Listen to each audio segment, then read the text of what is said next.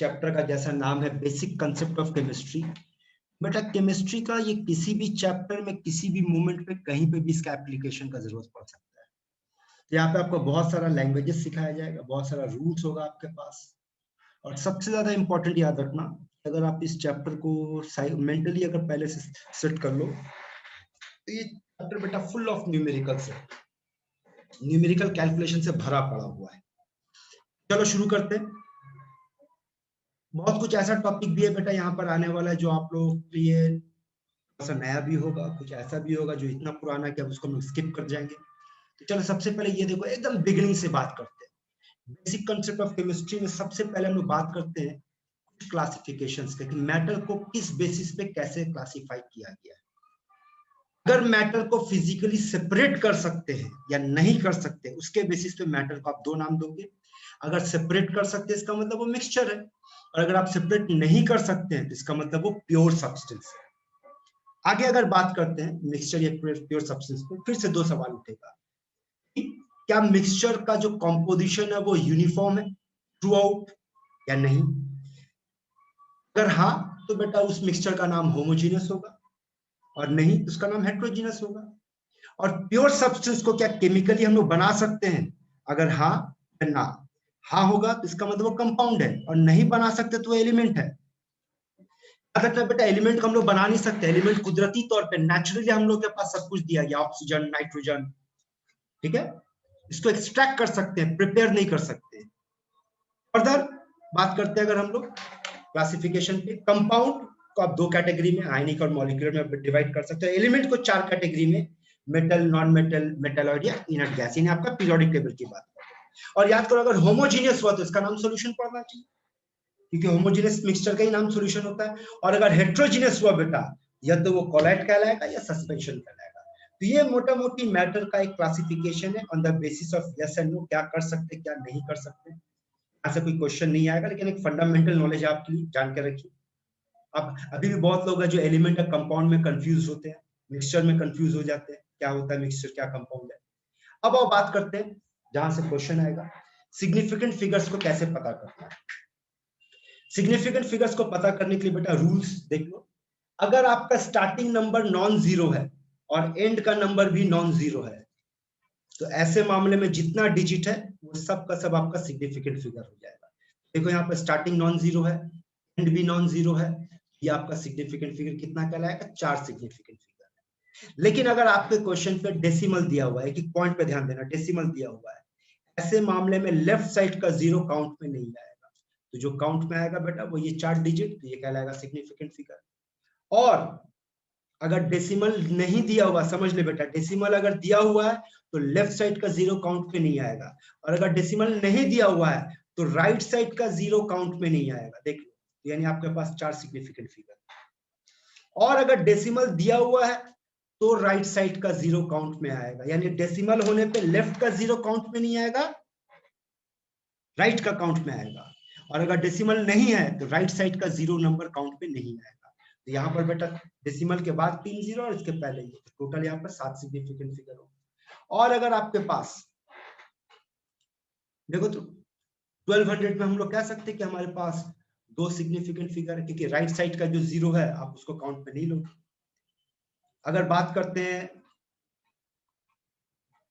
4 significant figure, और अगर बात करते हैं, इंटरेस्टिंग देखना बेटा, अगर किसी सब्सटेंस का नाम जोड़ दिया जाए नंबर के साथ, तो ऐसे मामले में राइट साइड का जीरो को काउंट में लेना है। तो यहां तक किसी को कुछ पूछना है तो बोलो बेटा, सारा रूल्स बता दिए, सिग्निफिकेंट फिगर कैसे पकड़ना है। किसी को कुछ पूछना है बेटा, एनी डाउट? आगे बढ़े, ठीक है। चलिए अब कुछ और नियम सुन लो बेटा। अगर आप एक मैथमेटिकल कैलकुलेशन करने जा रहे हैं, चाहे वो कुछ भी हो, आप डिवीजन कर रहे हो, एडिशन कर रहे हो, सब्ट्रैक्शन कर रहे हो, मल्टीप्लिकेशन कर रहे हो, ऐसे मामले में आपका जो फाइनल आंसर आएगा वो उतने ही सिग्निफिकेंट फिगर का होना चाहिए जितना आपके क्वेश्चन में सबसे कम सिग्निफिकेंट फिगर पाया जाएगा। मतलब एक एग्जांपल से समझाते हैं। मान लो यहाँ पर एक कैलकुलेशन है। अब देखो अगर आपसे पूछा जाए आपके क्वेश्चन में कितना सिग्निफिकेंट फिगर है, जवाब दो। 4 4 बोलो यहाँ कितना सिग्निफिकेंट फिगर माना जाएगा? 2 2 यानी आपके क्वेश्चन पे सबसे कम नंबर का सिग्निफिकेंट फिगर कितना बेटा? 2 और सॉल्व करने के बाद जो आपका आंसर आया वो कितने सिग्निफिकेंट फिगर में आया? 2 आया कितना बेटा? 5 लेकिन एज पर रूल आपको कितने सिग्निफिकेंट फिगर में आंसर देना है बेटा? 2 हमने लीस्ट। यहाँ से 3 सिग्निफिकेंट फिगर खत्म करने पर देखिए ये बन रहा है। यस सर, राउंड ऑफ कर दें। क्लियर? अगला नियम पर अगला एग्जांपल खुद पढ़कर देख ले, किसी को डाउट है तो बोल, अदरवाइज आगे बढ़ेंगे।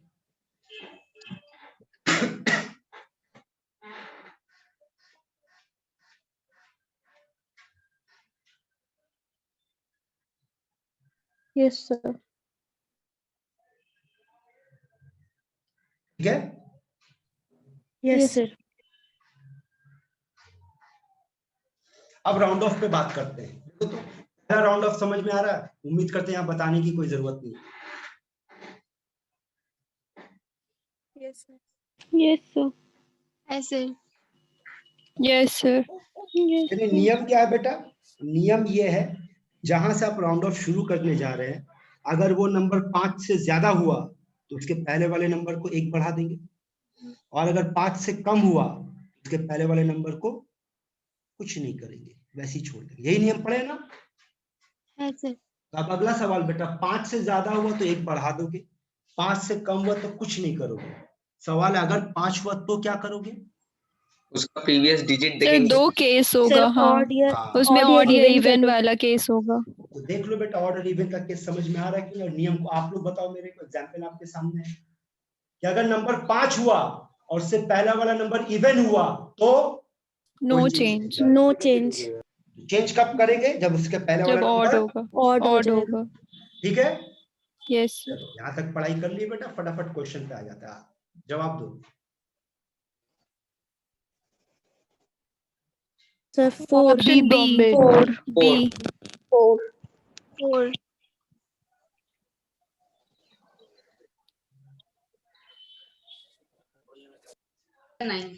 दिल्ली। डी दिल्ली। जो लोग आंसर बोले अच्छी बात है, अगर किसी को नहीं समझ में आया तो बेटा आपको बोलना होगा कि सर मेरे को नहीं समझ में आया, तो हम डिस्कस करेंगे, अदरवाइज हम आगे बढ़ते चले जाएंगे बेटा। तो आपको अप्रोच करना होगा।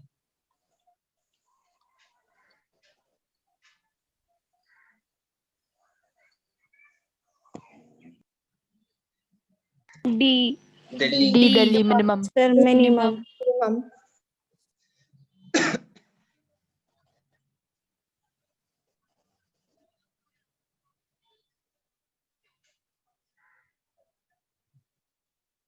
Option B.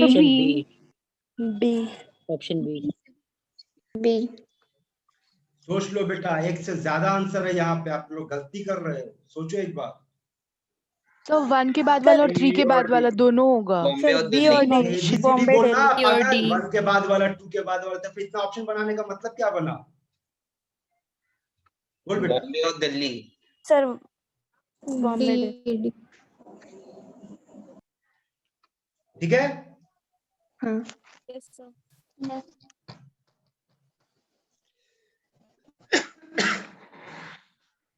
सी सी। सी सी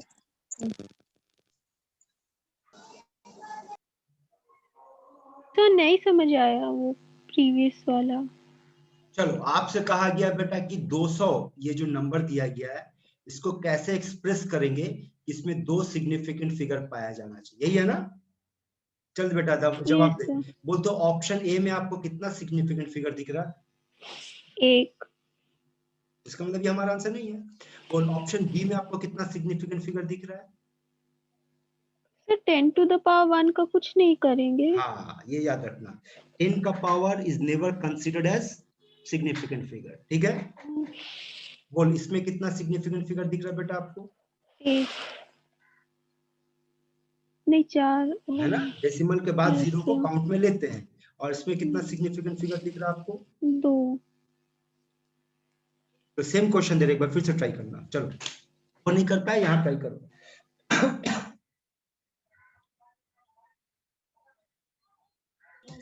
Delhi. Sir Delhi answer D. Option D.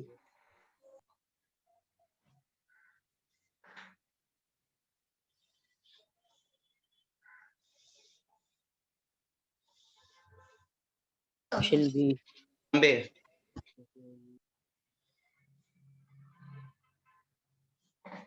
देखो ऑप्शन ए में कितना सिग्निफिकेंट फिगर है बेटा? 2 और ऑप्शन डी में 2, तो इसका मतलब ये तो हमारा आंसर नहीं होगा, ये कंफर्म हो गया है ना। इसमें एक सिग्निफिकेंट फिगर है, इसमें एक है, और आपसे कहा गया एक सिग्निफिकेंट फिगर। यानी एक सिग्निफिकेंट फिगर को बनाने के लिए आपको इसको हटाना पड़ेगा, और अगर 5 को हटाते हैं और उसके पहले हमारे पास इवन नंबर है तो बोल क्या करेंगे इवन नंबर को? सेम रहेगा, वैसे ही रहेगा वो। नहीं होगा। Option B. अब समझ में आया कैसे सॉल्व किया गया बेटा? Yes sir. सिमिलर प्रॉब्लम 3-4 और आने वाला, फटाफट प्रैक्टिस के तौर पे आंसर दो बेटा।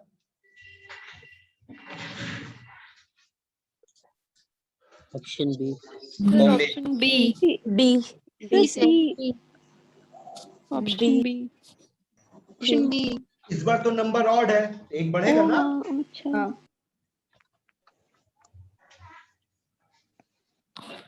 Sir B. B. Option B.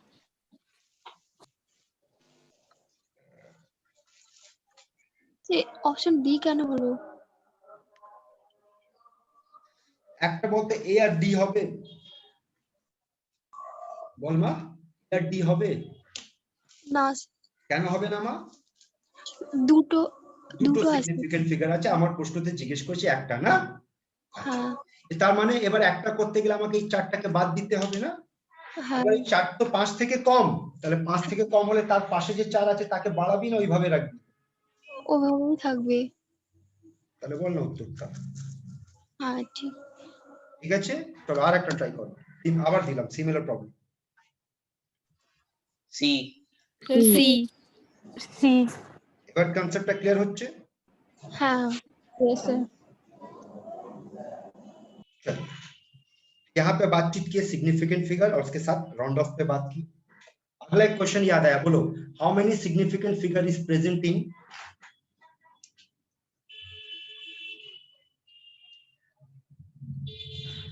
बोलो सर 4। चार। 4। How many significant figure is present in?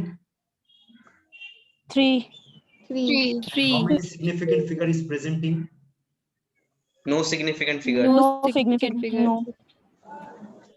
Infinite. Infinite. क्योंकि पाई का वैल्यू बेटा इनफाइनाइट होता है। आपको देखो 3.14 भी पाई का वैल्यू है ना? हम लोग 3.14 के बाद रुक जाते हैं। और अगर आपको जानना है कि पाई का वैल्यू कितना बड़ा होता है, then you must watch a movie called, बोल 70,000 से ज्यादा दिखता है ना। अबे मूवी देखा है लाइफ ऑफ अ पाई? देखना, अच्छा मूवी देखना चाहिए बेटा, वो सब तो देखते नहीं हैं।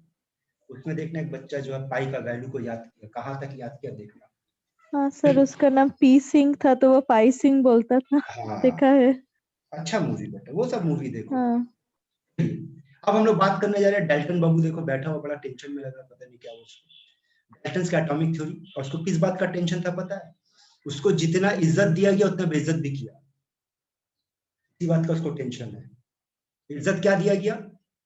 उसको कई चीजों का खिताब मिला कि बेटा सबसे पहला एटम के ऊपर अगर किसी ने बात किया था वो डाल्टन था, पर उसका जितना भी बात है आज के दौर में हर बात गलत साबित हुआ। इस बात का उसको दुख है, पर खुशी इस बात का बेटा, इस बात को गलत साबित होने के बाद भी हम लोग पढ़ते हैं उसको। क्या है? पढ़ो, matter is composed of atoms. ये पहला पॉइंट है, यानी डाल्टन के मुताबिक दुनिया का हर एक चीज जो मैटर जो है वो एटम से बना हुआ है। यहाँ तक तो ठीक है, लेकिन जैसे ही वो अगली बात बताया कि atom is the smallest fundamental undivided particle, इस अनडिवाइडेड पे आपको ऑब्जेक्शन है बेटा? Yes sir. Yes sir. Yes sir. क्योंकि हम लोग अब जानते हैं Divide होता है divided into electron, protons and Proton, neutron, neutrons. सब एटॉमिक पार्टिकल्स है ना। यहाँ पे इसका मतलब ये पॉइंट गलत साबित हो गया। उसके बाद वो कहता है कि एटम को बनाया नहीं जा सकता है, बर्बाद नहीं किया जा सकता है, कुछ नहीं किया जा सकता, मतलब एटम कंजर्व्ड है। क्या लगता है ये पॉइंट सही है या गलत है? सर गलत। गलत है सर, गलत। कहाँ सही और कहाँ गलत है? न्यूक्लियर केमिस्ट्री में गलत है। हाँ, न्यूक्लियर रिएक्शन में गलत है, केमिकल रिएक्शन में सही है। किसी भी केमिकल रिएक्शन में नया एटम को आप क्रिएट नहीं कर सकते हो, ना ही बर्बाद कर सकते हो, लेकिन न्यूक्लियर रिएक्शन में बेटा आप नया एलिमेंट नया एटम को बना सकते हो। उसके बाद क्या कहता है देखो, बोलता है कि एटम्स ऑफ, प्रिंटिंग मिस्टेक है थोड़ा सा, सेम एलिमेंट, अगर एलिमेंट सेम है तो उसका साइज, एनर्जी, प्रॉपर्टी वो सब का सब सेम होगा। एटम्स ऑफ डिफरेंट एलिमेंट, अगर डिफरेंट एलिमेंट है तो डिफर कर जाएगा। तो बात करते हैं, यहाँ देखो ऑक्सीजन का एटम लेते हैं बेटा, ध्यान से देखना, O16 O17, क्या लगता है इन दोनों का मास सेम होगा या डिफरेंट होगा?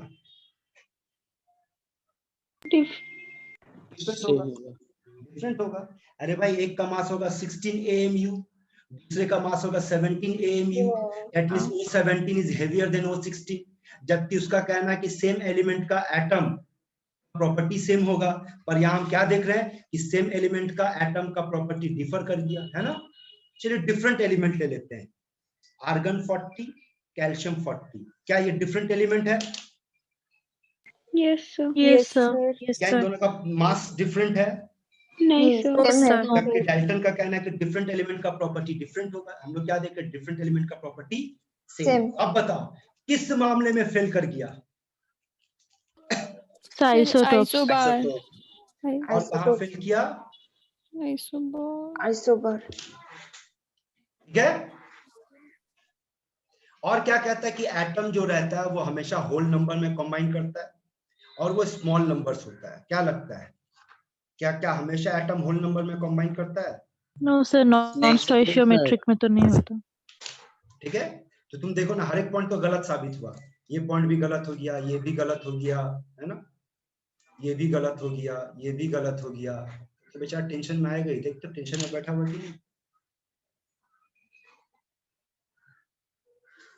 यस आगे बढ़ते हैं। अब वो लड़की यस, इसमें भी यस सर बोली बेटा, ध्यान से इसका मतलब तो देखिए ना कि बंदा टेंशन में है कि ड्रॉबैक्स तो बात कर चुके बेटा, अदर इलेक्ट्रॉन प्रोटॉन न्यूट्रॉन में डिवाइड हो सकता है। आइसोटोप्स के मामले में ये थ्योरी काम नहीं कर रहा है, आइसोबार के मामले में ये थ्योरी काम नहीं कर रहा है। ये सब डिस्कस कर दिए बेटा, नोट पे पढ़ लेना, ये स्किप करके अब आगे बढ़ रहे हैं। आइए बर्जीलियस हाइपोथेसिस, फटाफट पढ़ लो, ये सब आएगा नहीं लेकिन बस टच करवा रहे, कहीं ना कहीं इसका जरूरत पड़ेगा वो दिखाएंगे, पढ़ लो बेटा।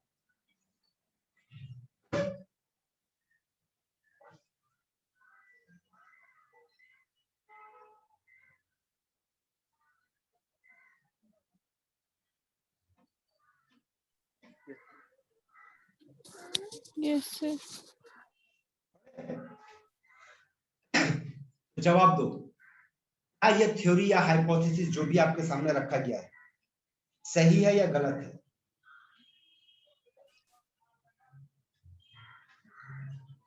गलत। सही है सर। सही गलत इस पे बात करेंगे, होल्ड पे डाल देते इसको।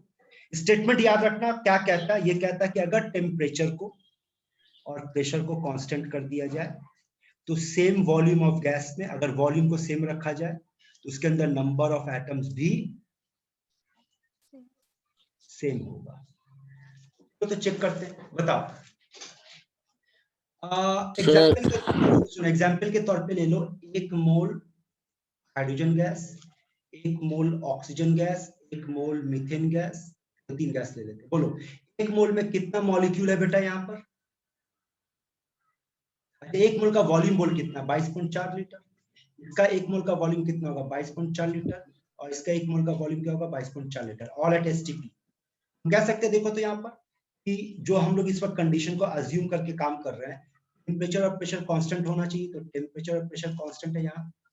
वॉल्यूम सेम होना चाहिए, तो वॉल्यूम सेम है यहाँ है। अब बोलो इसमें कितना एटम मिलेगा, कितना मॉलिक्यूल मिलेगा? Na/2 एटम कितना होगा? इतना होगा। इसमें कितना Na एटम into होगा? 2 कितना एटम होगा? तो Na बोलो, into 2 क्या मिल रहा है यहाँ तक? ठीक चल रहा है, सेम वॉल्यूम में सेम एटम मिला। Na into 5 तो बोल ये सही हुआ या गलत है? गलत। गलत है ना। आइए इसका करेक्शन करते हैं। और करेक्शन कौन किया बेटा इस बार? Avogadro थोड़ा कर देगा, बोल क्या करेक्शन हुआ बेटा? Number of molecules. molecules हाँ, अब वापस आके मिला तो इसी में दोनों में अब एवोगाड्रो सही काम कर रहा है। अगर हम नंबर ऑफ एटम्स के बजाय नंबर ऑफ मॉलिक्यूल्स को कंसीडर करें तो चाहे 1 मोल हाइड्रोजन हो, ऑक्सीजन हो, मीथेन हो, सभी में Na मॉलिक्यूल्स पाया जाएगा। Yes sir. Yes sir. Clear है यहाँ तक की बात? चलिए आगे बढ़ते हैं। ये एवोगाड्रो हो गया। अब एवोगाड्रो की बात एटॉमिक वेट। एक क्वेश्चन याद आया बेटा, एक क्वेश्चन का आंसर दो, उसके बाद बात करते हैं। पहला क्वेश्चन, एटॉमिक वेट का यूनिट क्या होगा? ऑप्शन दे रहे बेटा, नो यूनिट, नहीं होता इसका यूनिट। दूसरा यूनिट ग्राम पर मोल, तीसरा यूनिट AMU, चौथा यूनिट U। सी और डी। सर सी और डी।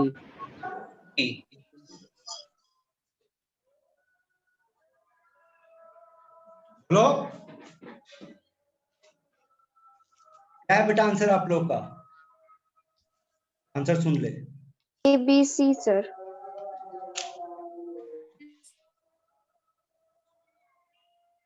समझ आया? ये वाले समझ नहीं आया।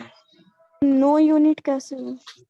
ये तो इंटरेस्टिंग आंसर नहीं लग रहा? देखो तो कितना बेहतरीन क्वेश्चन बन सकता। सोचो कॉम्पिटिटिव लेवल पे बच्चों को कंफ्यूज करने के लिए कि एटॉमिक वेट का यूनिट क्या होगा, और आंसर देखो नो यूनिट भी सही आंसर है और इसका यूनिट होता है ये भी सही आंसर है।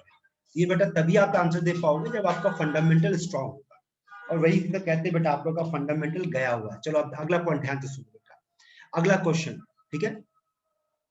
अगला जो एक स्टेटमेंट है, बहुत सोच समझ के ये जवाब देना कि जो स्टेटमेंट हम लिख रहे हैं आपके स्क्रीन पे वो ट्रू है या फॉल्स है।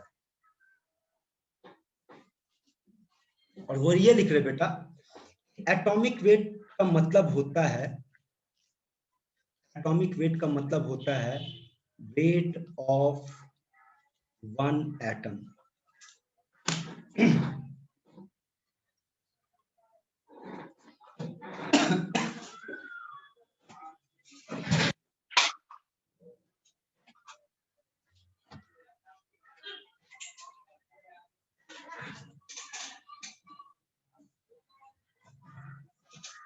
Now at that time, Not always true.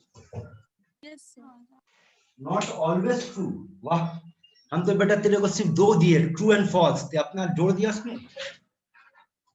सुन, तेरे हिसाब से आंसर दे रहे, ऑलवेज फॉल्स। समझते हैं लैंग्वेज से, लॉजिक से। एक सवाल का जवाब दो। अगर आपसे पूछे, अगर मान लो हाइपोथेटिकली कि ये स्टेटमेंट सही है कि एक एटम, क्योंकि देखो बेटा क्यों बता रहे, बहुत बच्चा अभी भी जिसका दिमाग में कहीं ना कहीं बैक ऑफ माइंड में, अनकॉन्शियस माइंड में ये बैठ गया तो एटॉमिक वेट का मतलब एक एटम का वजन होता है। चलो एनालाइज करते हैं स्टेटमेंट को कि एक एटम का वजन होता है। मान लो हाइपोथेटिकली मान लो, अज्यूम कर लेते हैं। बताओ तो आयरन का एटॉमिक वेट तो आप पढ़े होंगे बेटा, इतना होता है, जानते हैं ना? हाँ सर। Yes sir. इसका मतलब अगर हम ये मान के चले कि एटॉमिक वेट का मतलब वेट ऑफ वन एटम होता है, तो इसका मतलब ये कह सकते हैं कि weight of one atom of iron equals to, बोलो कितना? 56। चलो हाइपोथेटिकली मान लो कि वो 56 नहीं 50 है, तो इसका ये मतलब निकलेगा कि आज क्लास खत्म होने के बाद आप लोग अपने घर से बाहर निकलना और आपका जो भी नियरेस्ट लोकल में मोदी का दुकान होगा वहां जाकर देखना 50 ग्राम का एक बटखरा होता है जो लोहे का बना हुआ होता है। इसका मतलब अगर हम ये कहेंगे कि एक एटम ऑफ आयरन का वजन 50 ग्राम है, तो इसका मतलब मोदी की दुकान पे जो एक बटखरा रखा हुआ 50 ग्राम का, वो एक्चुअली में आयरन का एक एटम को रिप्रेजेंट कर रहा है। अब सोचो लॉजिकली क्या स्टेटमेंट सही हो रहा है कि मोदी के दुकान पे 50 ग्राम का जो लोहे का बटखरा है वो आयरन का एक एटम है? No sir. नहीं सर। दूसरा चीज लॉजिकली ये बताओ कि एटम छोटा होता है या बड़ा होता है? छोटा बहुत छोटा। छोटा नहीं होता है। आपका आंसर होना चाहिए बहुत बहुत बहुत बहुत बहुत बहुत छोटा होता है ना। और बेटा सोचो कि कोई ऐसा चीज जो इतना छोटा हो जिसको आप देख ना सको और उसका वजन 56 ग्राम, कैसे मुमकिन है ना? बात समझ में आ रहा? हाँ सर। लॉजिक से प्रूफ हो रहा है बेटा ये गलत है, तो फिर सही क्या है? अब सही जवाब सुनो। सही जवाब ये है जो ऑलवेज ट्रू हो जाएगा कि atomic weight is the weight of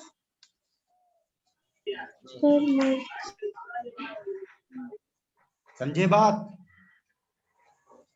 Yes. यानी कि 56 ग्राम जो है आयरन, ये किसका वजन है? ये 6.023 इंटू 10⁻23 एटम्स ऑफ आयरन को अगर वजन करेंगे तब जाके उसका वजन 56 ग्राम मिलेगा। बोल समझ में आया बेटा? Yes sir. This is the meaning of atomic wait और एटॉमिक मास कह लो। और याद रखना यहाँ पे आप फिजिक्स को मत अप्लाई कर देना कि सर वेट और मास तो सेम चीज नहीं है। केमिस्ट्री के मामले में atomic weight and atomic mass that is weight and mass are considered as same. Introduction समझ में आया बेटा आप लोगों को? अब सुनो, एटॉमिक वेट का आपको हम कई सारा कंसेप्ट देने जा रहे हैं, अलग अलग हिसाब से अलग अलग बात करेंगे, ठीक है? सबसे पहले वो क्लासिकल कंसेप्ट जिससे आपको एटॉमिक वेट शुरू किया गया था, देखो तो याद आ रहा है?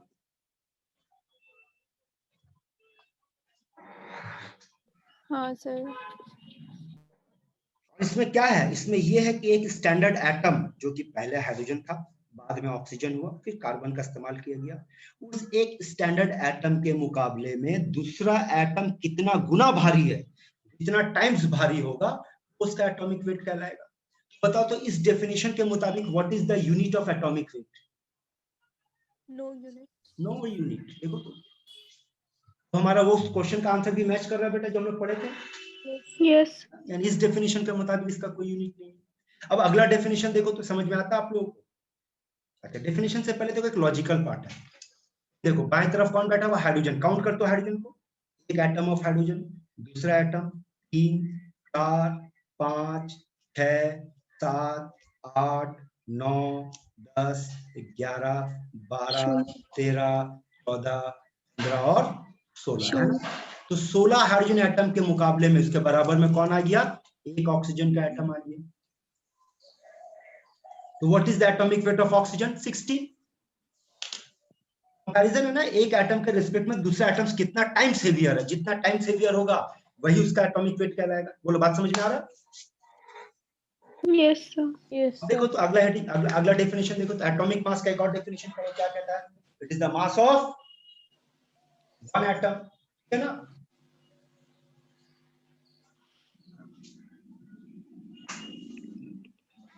जवाब दो, ठीक है? Yes sir. Yes sir. इसका मतलब आप मेरी बातों को ध्यान से नहीं सुन रहे, हम गलत स्टेटमेंट बोल करके निकल गए। 1 मोल ऑफ एटम। हाँ, 1 मोल ऑफ एटम। अभी आपको हम बोले कि mass of one atom, no it should be mass of 1 mole of atom. ये दूसरा पॉइंट याद रखना बेटा। तीसरा याद रखना, एटॉमिक मास को एवरेज एटॉमिक मास भी कहेंगे तब when your question is dealing with isotope. अब यहाँ पर राइट साइड में देखो, यहाँ लिख रहे हैं क्लोरीन का 2 आइसोटोप होता है, एक होता है क्लोरीन 35 और एक होता है क्लोरीन 37। वहाँ प्रिंटिंग मिस्टेक है, यहाँ ध्यान दो। नेचर में एक्सपेरिमेंटली पाया गया है कि क्लोरीन का कोई भी सैंपल में जिस 35 होता है वो 75% पाया गया है, और जो 37 होता है बेटा वो 25% पाया गया।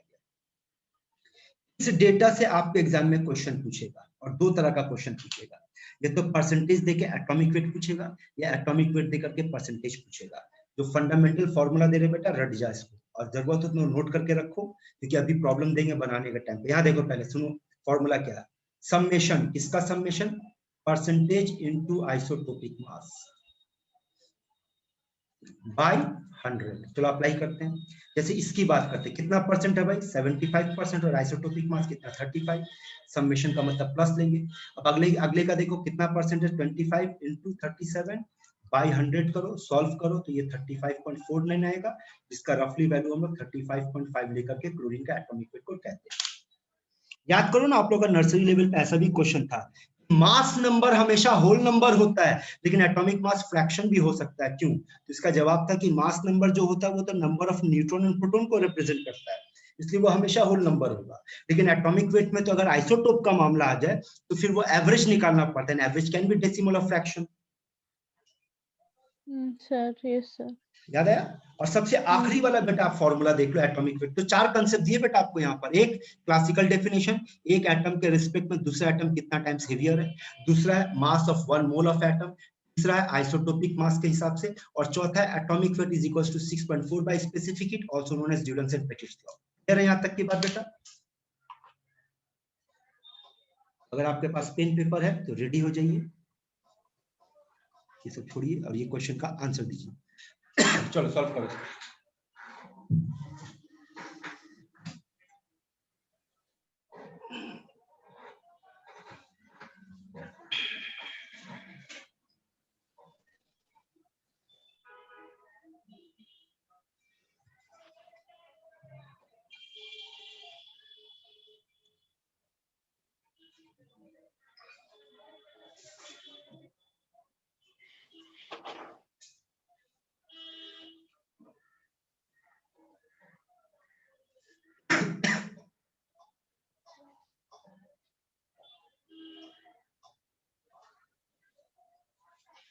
Sir, B.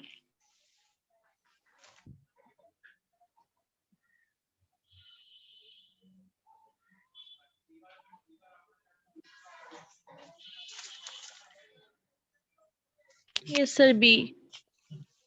हाँ सर ए। Sorry, A. अरे भाई आपको देखो ना क्या करना है, आपका परसेंटेज कितना 90 into 200 plus 8 into 199 plus 202 into 2 by 100 करेंगे। सॉल्व करोगे 199.96 या 97 ऐसी समथिंग आएगा, ऐसी कुछ आएगा। और आपसे पूछा क्लोजेस्ट टू, तो 199.9 will be taken as what? 200. तो ये था किसका कंसेप्ट बेटा? ये था एटॉमिक वेट का। अब आ जाओ मॉलिक्यूलर वेट पे बात करते हैं। अगला सुनो ध्यान से सर। मॉलिक्यूलर वेट का मतलब होता है वेट ऑफ वन मॉलिक्यूल। बोलो सही है? Weight of one more molecule. गलत है? गलत है। No, sir. गलत है। Avogadro. 1 more. ठीक है, तो अब बात करते हैं एक-एक करके। तो पहला पार्ट देखो, तो समझ आ रहा है बेटा? ये भी तो था आपके पास फंडामेंटल। पिछली बार क्या था? एक एटम के, एक स्टैंडर्ड एटम के रिस्पेक्ट में दूसरा एटम कितना टाइम्स हेवियर है। इस बार है वही सेम स्टैंडर्ड एटम के रिस्पेक्ट में एक मॉलिक्यूल कितना टाइम हेवियर है। कंफ्यूज मत कर जाना कि पिछली बार एटम के रिस्पेक्ट में एटम, तो मॉलिक्यूलर वेट में मॉलिक्यूल के रिस्पेक्ट में atom. In both the cases the standard is same.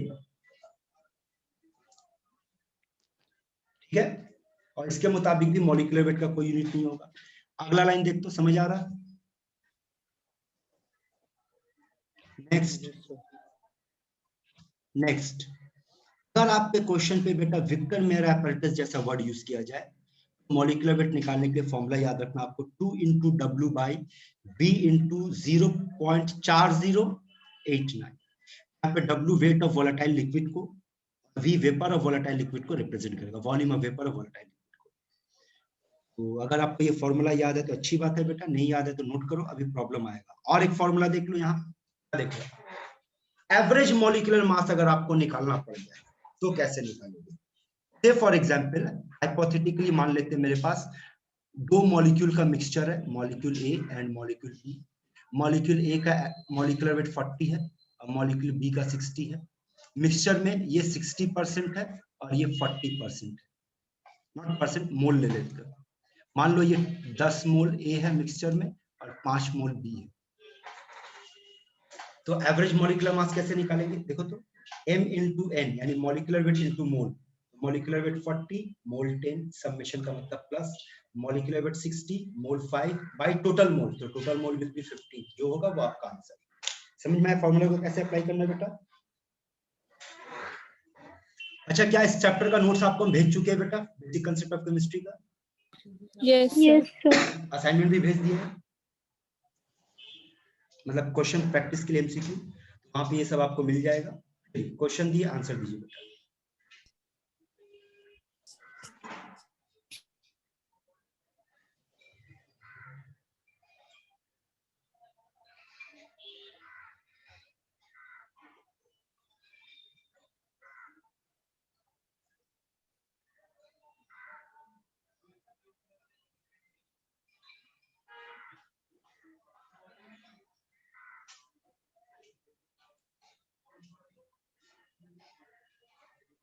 Sir सी होगा आंसर।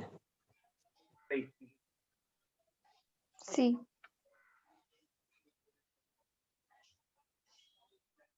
ईमानदारी से बताओ तो कौन कौन है बेटा जो कैलकुलेटर लेके बैठा हुआ बैकअप पे धन मार रहा है? आंसर सी होगा, बिल्कुल सही है। अगर आप देखोगे इसका कैलकुलेशन काफी बड़ा और टिपिकल हो जा रहा है। आपका formula 2 into W, W is 0.2 by V is 56 into 0.4089। इस कैलकुलेशन को करोगे तो आंसर 80 आएगा। लेकिन अगर सोचो तो इसको ना फॉलो करके, भले ही हमारे क्वेश्चन पे विक्टर मेयर का मेथड की बात कर रहा है, एक लॉजिक और एक कंसेप्ट अप्लाई कर रहे, बताओ तो मांगा क्या? जब बात करना मेरे से मांगा क्या बेटा? तो मेरा एक डिफरेंट मॉलिक्यूलर वेट। तो मॉलिक्यूलर वेट का मतलब हम कह सकते हैं 1 मोल का वेट। Yes sir. और 1 मोल का वॉल्यूम कितना होता है बेटा? 22.4। देखो तो ये कह सकते हैं कि अगर 56 ml का वेट 0.2 ग्राम है, 1 मोल का वेट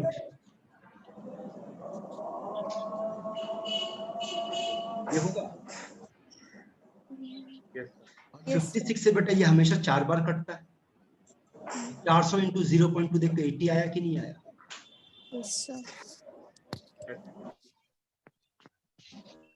अब ये सारा टर्म देख लो। ग्राम एटॉमिक वेट का मतलब क्या होता है? अगर एटॉमिक वेट को ग्राम में एक्सप्रेस करेंगे तो ग्राम एटॉमिक वेट होगा। एक ग्राम एटॉमिक वेट का दूसरा नाम कोई बताएगा? व्हाट इज द दूसरा नाम of gram atomic weight? AMU। Gram atom या ग्राम मोल। ग्राम मॉलिक्यूलर वेट का दूसरा नाम भी मोल है। और याद रखना ग्राम मॉलिक्यूलर वेट का मतलब मॉलिक्यूलर वेट एक्सप्रेस इन ग्राम। जैसे समझो ना भाई, अगर आपसे कहा जाए what is the mass of 1 mole glucose, तो आप क्या जवाब दोगे? 180 कहोगे या 180 ग्राम कहोगे? 180 ग्राम। 180 ग्राम कहेंगे ना। तो 180 क्या हो गया इसका मॉलिक्यूलर वेट, और 180 ग्राम क्या हो गया इसका ग्राम मॉलिक्यूलर वेट। तो बात समझ में आ रहा है लैंग्वेज? Yes sir. और अगर आपसे कहा जाए मोलर वॉल्यूम, तो मोलर वॉल्यूम का मतलब क्या होगा? 1 मोल का वॉल्यूम। और 1 मोल का वॉल्यूम कितना होता है बेटा लोग? 22.4 लीटर, है ना। अगर आपसे कहा जाए एवोगाड्रो नंबर, तो क्या ये बताने की जरूरत है? No sir. अगर आपसे कहा जाए लॉस्मिथ नंबर, तो क्या ये बताने का जरूरत है? Yes sir. लॉस्मिथ Yes, नंबर sir. क्या होता है? सुनो, लॉस्मिथ नंबर का डेफिनेशन है 1 सीसी गैस में जितना नंबर पाया जाएगा उस नंबर का नाम लॉस्मिथ नंबर। तो चलो तो एवोगाड्रो नंबर का अप्लाई करते हैं। 22,400 सीसी में बोल कितना नंबर होगा? 6.023 into 10 to the power 23। 1 CC में कितना होगा? 6.02 into 10 to the power 23 by 22,400। यही होगा। इसको सॉल्व करने पे बेटा जो आंसर आएगा वो कहलाएगा लॉस्मिथ नंबर। पढ़ो।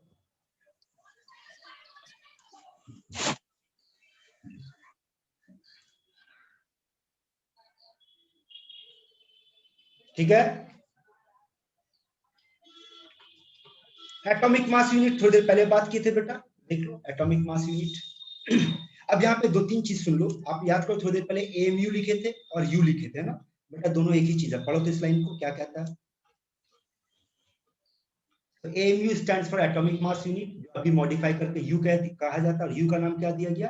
यूनिफाइड मास। और ये कन्वर्शन फैक्टर याद रखना, आपको न्यूमेरिकली कई जगह पे जरूरत पड़ेगा।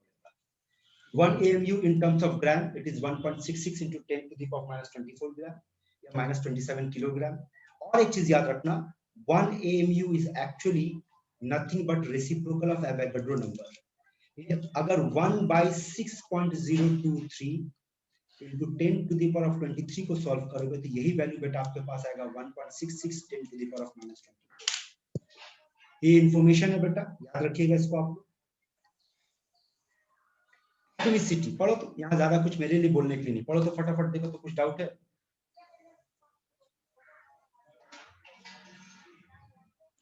सब लैंग्वेज है बेटा, बेसिक कंसेप्ट ऑफ केमिस्ट्री है। एग्जाम में ये सब पूछेगा नहीं, जो पूछेगा वो ठीक बता दूं, लेकिन बाकी ये सब आपको लैंग्वेज आना चाहिए। क्लियर है? Yes sir. तो देखते एक फॉर्मूला देते हैं, ये फॉर्मूला काम करेगा। अगर एटॉमिसिटी निकालना हो तो इसका मतलब हम कह सकते हैं it is nothing but ratio of molecular weight and atomic weight. तो चेक करते हैं, इस एग्जांपल को ले लो। बोलो ओजोन का मॉलिक्यूलर वेट 48 और ओजोन जिस एटम से बना उसका एटॉमिक वेट 16, आंसर 3 आ रहा। Yes sir. डेंसिटी पढ़ा हुआ चीज है बेटा, यहाँ कुछ बताना आप लोगों को। कौन बताएगा डेंसिटी का मतलब क्या होता है? By V, M by V, M by Mass by volume. Mass by volume. Very good बेटा। अगला सवाल, डेंसिटी में कांस्टेंट कौन होता है?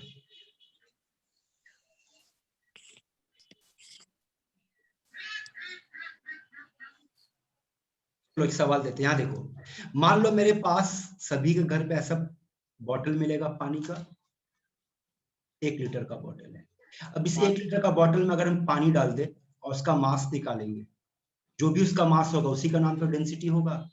अगर इस 1 लीटर का पानी में अगर हम तेल डाल दे और उसका मास निकाले, जो भी उसका मास होगा वो उसका डेंसिटी कहलाएगा। तो वो डेंसिटी में कांस्टेंट कौन हुआ? वॉल्यूम। वॉल्यूम। यही सब, इसी को फंडामेंटल कहते हैं बेटा, इसको आपको रट के रखना है। आपको डेंसिटी का मतलब ये याद रखना है कि व्हाट इज डेंसिटी, तो आपका जवाब क्या होगा सुन लो। Density is mass, mass of whom, mass of fixed volume. Volume को अगर फिक्स करके मास निकालना शुरू कर दे, उसी का नाम डेंसिटी कहलाएगा। बोल बेटा, बात समझ में आ रहा है लैंग्वेज? हाँ सर। और याद रखना, अगर उल्टा कर दे, मान लो 1 kg पानी लिए और उसका वॉल्यूम पता किए क्या है, या 1 kg तेल ले लिए और उसका वॉल्यूम किए पता क्या है, अब हम क्या कहेंगे कि volume of fix Constant mass. मास ना। Mass. तो वॉल्यूम ऑफ फिक्स मास का कोई नाम बताएगा? क्या नाम है इसका? Specific volume. वॉल्यूम को फिक्स करके मास निकालेंगे तो बेटा डेंसिटी कहलाएगा, जिसका मैथमेटिकल एक्सप्रेशन होगा m/v। और अगर मास को फिक्स करके वॉल्यूम निकाला जाए, उसका नाम होगा स्पेसिफिक वॉल्यूम। और इसका फॉर्मूला फिर क्या हो जाएगा बेटा, बोल तो? Volume by by mass. ठीक है, अब ये बात करते हैं डेंसिटी किन किन फैक्टर पे डिपेंड करती है। ध्यान से सुन ले, अगर डेंसिटी गैस के बारे में बात करते हैं, 2 फैक्टर पे डिपेंड करेगा। According to our gas equation, याद है PM इक्वल्स टू DRT, पढ़े हैं, याद है? हाँ सर। Yes, sir. डेंसिटी के Yes, साथ sir. प्रेशर डायरेक्टली प्रोपोर्शनल है और डेंसिटी के Yes, साथ sir. टेम्परेचर इनवर्सली प्रोपोर्शनल है ना। Yes sir. लेकिन अगर यही डेंसिटी सॉलिड का हुआ, लिक्विड का हुआ, तब याद रखना density is inversely proportional to temperature and pressure has no role in this equation. ये भी याद रखना कि सॉलिड लिक्विड के मामले में डेंसिटी के साथ प्रेशर का कोई रोल नहीं होता, सिर्फ टेम्परेचर के साथ वो वैल्यू करता है। क्लियर है यहाँ तक की बात? आपके नोट्स पे ये सब कुछ दिया हुआ मिल जाएगा बेटा, बैठ के पढ़ते रहना वहां पर। Yes, sir. सबसे आखिरी वाला पॉइंट पढ़ो तो बेटा, देखो क्या कहा गया है, specific volume yes is 1 by Yes, sir. density और वॉल्यूम बाय मास। ठीक है, अगला टर्म बेटा बात करने वाले हम लोग वेपर डेंसिटी का। What is vapour density? Vapour density का डेफिनेशन सुनो, क्या ये रेशियो है? इसका रेशियो है मास of fixed volume of any gas divided by mass of same volume of hydrogen gas. अगला सवाल बोलते बेटा, इस पूरे में किसको फिक्स रखा गया है? कौन कांस्टेंट है? Volume. Volume. Volume. Volume constant करके मास निकाला जा रहा है, मतलब एक्चुअली में क्या निकाल रहे हैं बेटा? डेंसिटी। वॉल्यूम। तो देखते ये लिख सकते हैं, vapour density is actually ratio of density of any gas by divide by density of hydrogen gas. Clear है मैटर? Yes sir. ये बहुत काम का चीज होगी बेटा आप लोगों के लिए। अब देखो क्या काम का चीज है वो सुनो, इसको रट जाओ।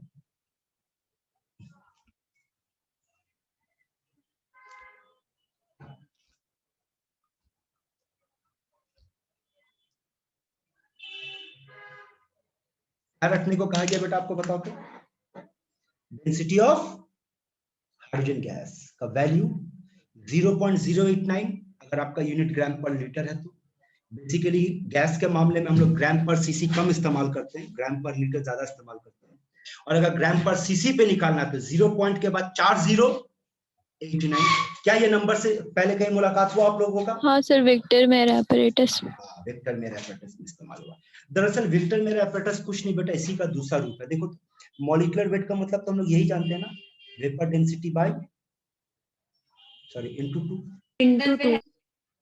इसको ये लिख सकते हैं बेटा, देखो तो 2 इंटू वेपर डेंसिटी का मतलब हो गया density of any gas by density of hydrogen gas. और इसके लिए लिख सकते हैं 2 इंटू डेंसिटी का मतलब हो गया वेट बाय वॉल्यूम, और डेंसिटी ऑफ हाइड्रोजन गैस हो गया 0.4089। Yes sir. आया समझ में विक्टर मेरा apparatus कैसे बना फॉर्मूला बेटा? Yes sir. ठीक है, ये हो गया। अब एक और बात बताओ, डेंसिटी के साथ टेम्परेचर का क्या रिलेशन है? Inversely। Inversely.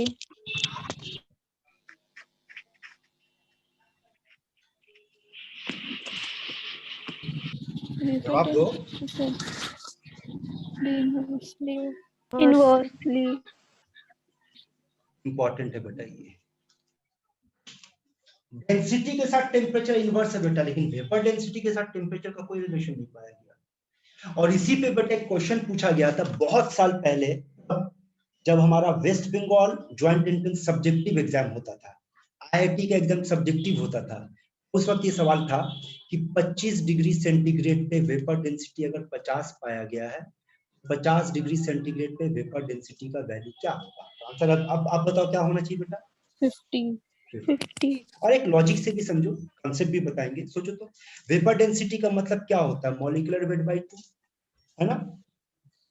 अगर आप ये कहते हो कि टेम्परेचर चेंज होने पे वेपर डेंसिटी चेंज हो जाएगा, तो इसका ये भी तो मतलब निकलेगा कि टेम्परेचर चेंज होने पे मॉलिक्यूलर वेट चेंज हो जाएगा। Yes sir. ये तो आपके सामने 3 कंपाउंड रख रहे हैं, मेरे को तीनों का मॉलिक्यूलर वेट बताओ तो। इसका मॉलिक्यूलर वेट क्या है, इसका मॉलिक्यूलर वेट क्या है, और इसका मॉलिक्यूलर वेट क्या है? 18 है ना? लेकिन तीनों का टेम्परेचर क्या है बेटा? सेम है? नहीं सर, Different. अच्छा, तीनों का वेपर डेंसिटी बताओ तो कितना होगा? 9 होगा। इसका मतलब क्या हुआ? टेम्परेचर के साथ वेपर डेंसिटी चेंज हुआ? नहीं हुआ। ये लॉजिक हो गया। अब आप कंसेप्ट को समझते हैं। वेपर डेंसिटी का मतलब है डेंसिटी ऑफ एनी गैस ना, density of any gas divide by density of hydrogen gas, यही है। तो अब बताओ, मान लो टेम्परेचर को कम करते हैं, तो टेम्परेचर कम करने पर डेंसिटी क्या होगा? बोल। बढ़ेगा. कहाँ बढ़ेगा? ऊपर बढ़ेगा कि नीचे बढ़ेगा? ডিপেন্ড তো করে না টেম্পারেচারের উপর। আমার কোশ্চেনটা তুই শোন না, আমি এটা বলিনি ভেপার ডেনসিটি, আমার প্রশ্ন ঘনত্বের সঙ্গে কি রিলেশন? এটা কি রেশিও আছে না, ঘনত্ব রেশিও তো? হ্যাঁ হ্যাঁ। বল, টেম্পারেচার যদি কম করলে ডেনসিটি বাড়বে, এটা এই ডেনসিটি বাড়বে, তাহলে এটাও তো বাড়বে। হ্যাঁ, উপরেও বাড়ছে নিচেও বাড়ছে, মানে ওভারঅল চেঞ্জ বাড়বে। No change. हाँ हाँ जो सर। कुछ भी पढ़ा है बेटा फटाफट एक बार रिवीजन कर लो, देखो फटाफट।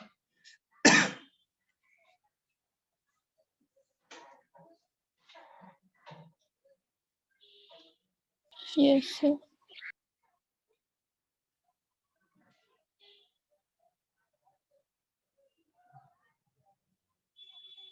इसका यूनिट भी नहीं होगा बेटा, याद रखना। आगे पढ़ो।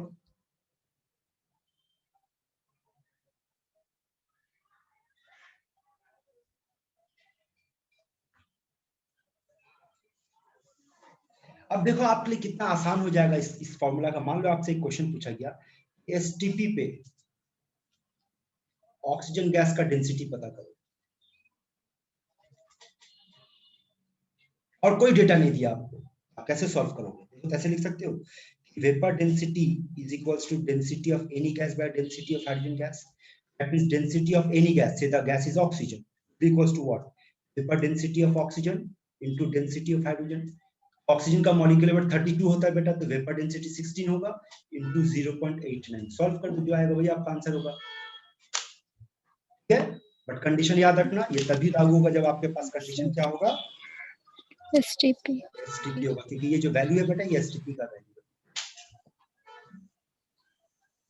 सॉल्व करो तो इसको देखिए जरा।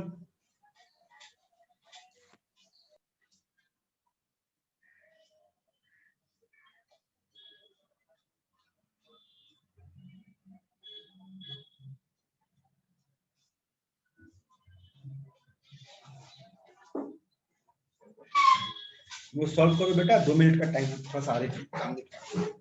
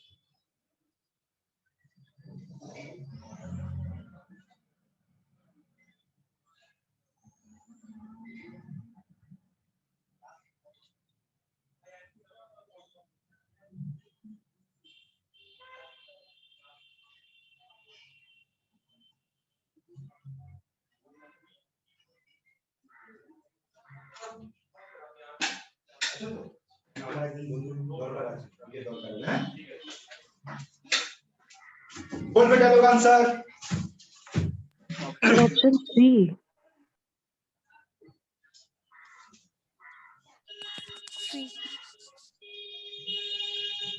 ऑप्शन 3। 3. तो जिन लोगों का नहीं हो पाया, पूछा क्या बेटा, ए का मोलर मास, तो ए तो एक्चुअली एटम है बेटा, तो मोलर मास का मतलब उसका एटॉमिक मास पता करना है। और बी का, तो चलो मान लेते हैं कैपिटल ए का एटॉमिक मास स्मॉल ए और कैपिटल बी का एटॉमिक मास स्मॉल बी। तो अगर आपसे पूछा जाए what will be the molecular weight of AB2, तो देखो ये लिख सकते हैं A + 2B, and what will be the molecular mass of A2B2। A2B2 का मतलब क्या हो जाएगा बोलो? +2. 2A + 2। अच्छा ये क्या निकला, A + 2B क्या निकला? Molecular weight. मॉलिक्यूलर वेट का मतलब 1 मोल का मास, और हमारे क्वेश्चन पे 5 मोल का मास इतना दिया है, तो बोल 1 मोल का मास कितना होगा? 25 × 10⁻⁻⁻. 25 ना, 25। और यहाँ पर 10 मोल का मास दिया इतना, तो 1 मोल का मास कितना होगा बेटा? 30 × 10⁻³ अब ये जो आपका साइमल्टेनियस इक्वेशन बना है बेटा, सॉल्व करके ए का वैल्यू निकाल लो, बी का वैल्यू निकाल लो, वो आपका आंसर होगा। क्या यहाँ तक? चलिए अगला क्वेश्चन सॉल्व करो।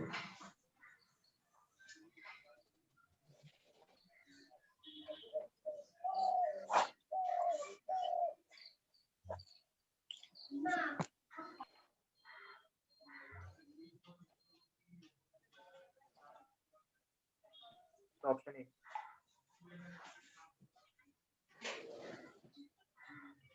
Sir A. Sir A. तुम लोगों को शर्म नहीं आता बे सर को ए करके डांटता, तुम लोग sir A sir A sir, कितना बार मना किया। Yes sir. आया बेटा आंसर? कैसे सॉल्व करेंगे? सिंपल ना। परसेंट कितना बेटा? 19, एटॉमिक मास आइसोटोपिक मास 10, इसका percent 81, 11/100। Rest is your calculation.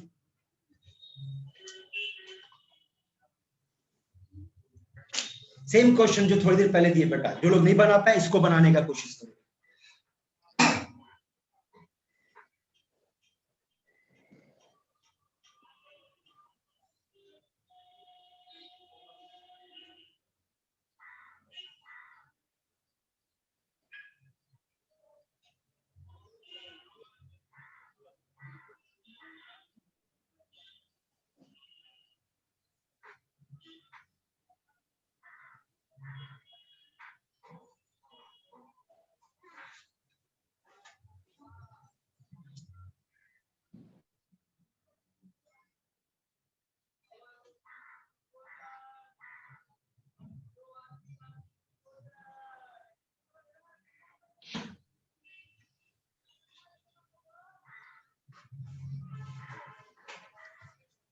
Option A. Yes sir, option ए। है ना? वही लॉजिक यूज करो ना। मान लो x का स्मॉल x और y का स्मॉल y, बोल xy2 का क्या निकलेगा बेटा? x + 2y। और क्या है? x3y2 का क्या निकलेगा? 3x + 2y। अब देख 0.1 मोल का मास कितना दिया? 10 ग्राम। तो 1 मोल का मास कितना हो जाएगा? 100 ग्राम। और 0.05 मोल का मास दिया 9 ग्राम। बोल 1 मोल का कितना आएगा? कितना आएगा इसका? 180. 180। बस दो साइमल्टेनियस इक्वेशन सॉल्व कीजिए, x निकालो और y निकालो। ठीक है यहाँ तक? Yes sir. है बट सर। ये चैप्टर काफी बड़ा है, इस चैप्टर को हम लोग कुछ हिस्से में तोड़ दिए हैं। ये पहला पार्ट हम लोग कंप्लीट किए, अब और दूसरे पार्ट पे चलते हैं, कंटिन्यू करते हैं। अभी हमारे पास और भी टाइम है। नेक्स्ट पार्ट जो शुरू करने जा रहे हैं, उसमें पहला जो पार्ट पढ़ने वाले हैं उस पार्ट का नाम है मोल। तो अब मोल कंसेप्ट पे बात करते हैं। तो पहला क्वेश्चन आप लोगों के लिए यहाँ पर कुछ ऐसा चीज आएगा बेटा कि आप लोग मोल, यही होता है ना मोल, पढ़े हैं? इसी को मोल कहते हैं ना। बांग्ला में छुछो बोला है, हिंदी में छुछुंदर कहते हैं, इसको मोल कहते हैं इंग्लिश में। बेटा पढ़े? हिंदी पे तिल कहते हैं, इंग्लिश में तो पता नहीं पर शायद ब्यूटी स्पॉट कहते हैं या जो भी कहते हैं। बांग्ला ते की बोला रेटा के? तिल। तिल। तो इंग्लिश में ये भी मोल है बेटा, ब्यूटी स्पॉट। तो ये तो जानवर हो गया,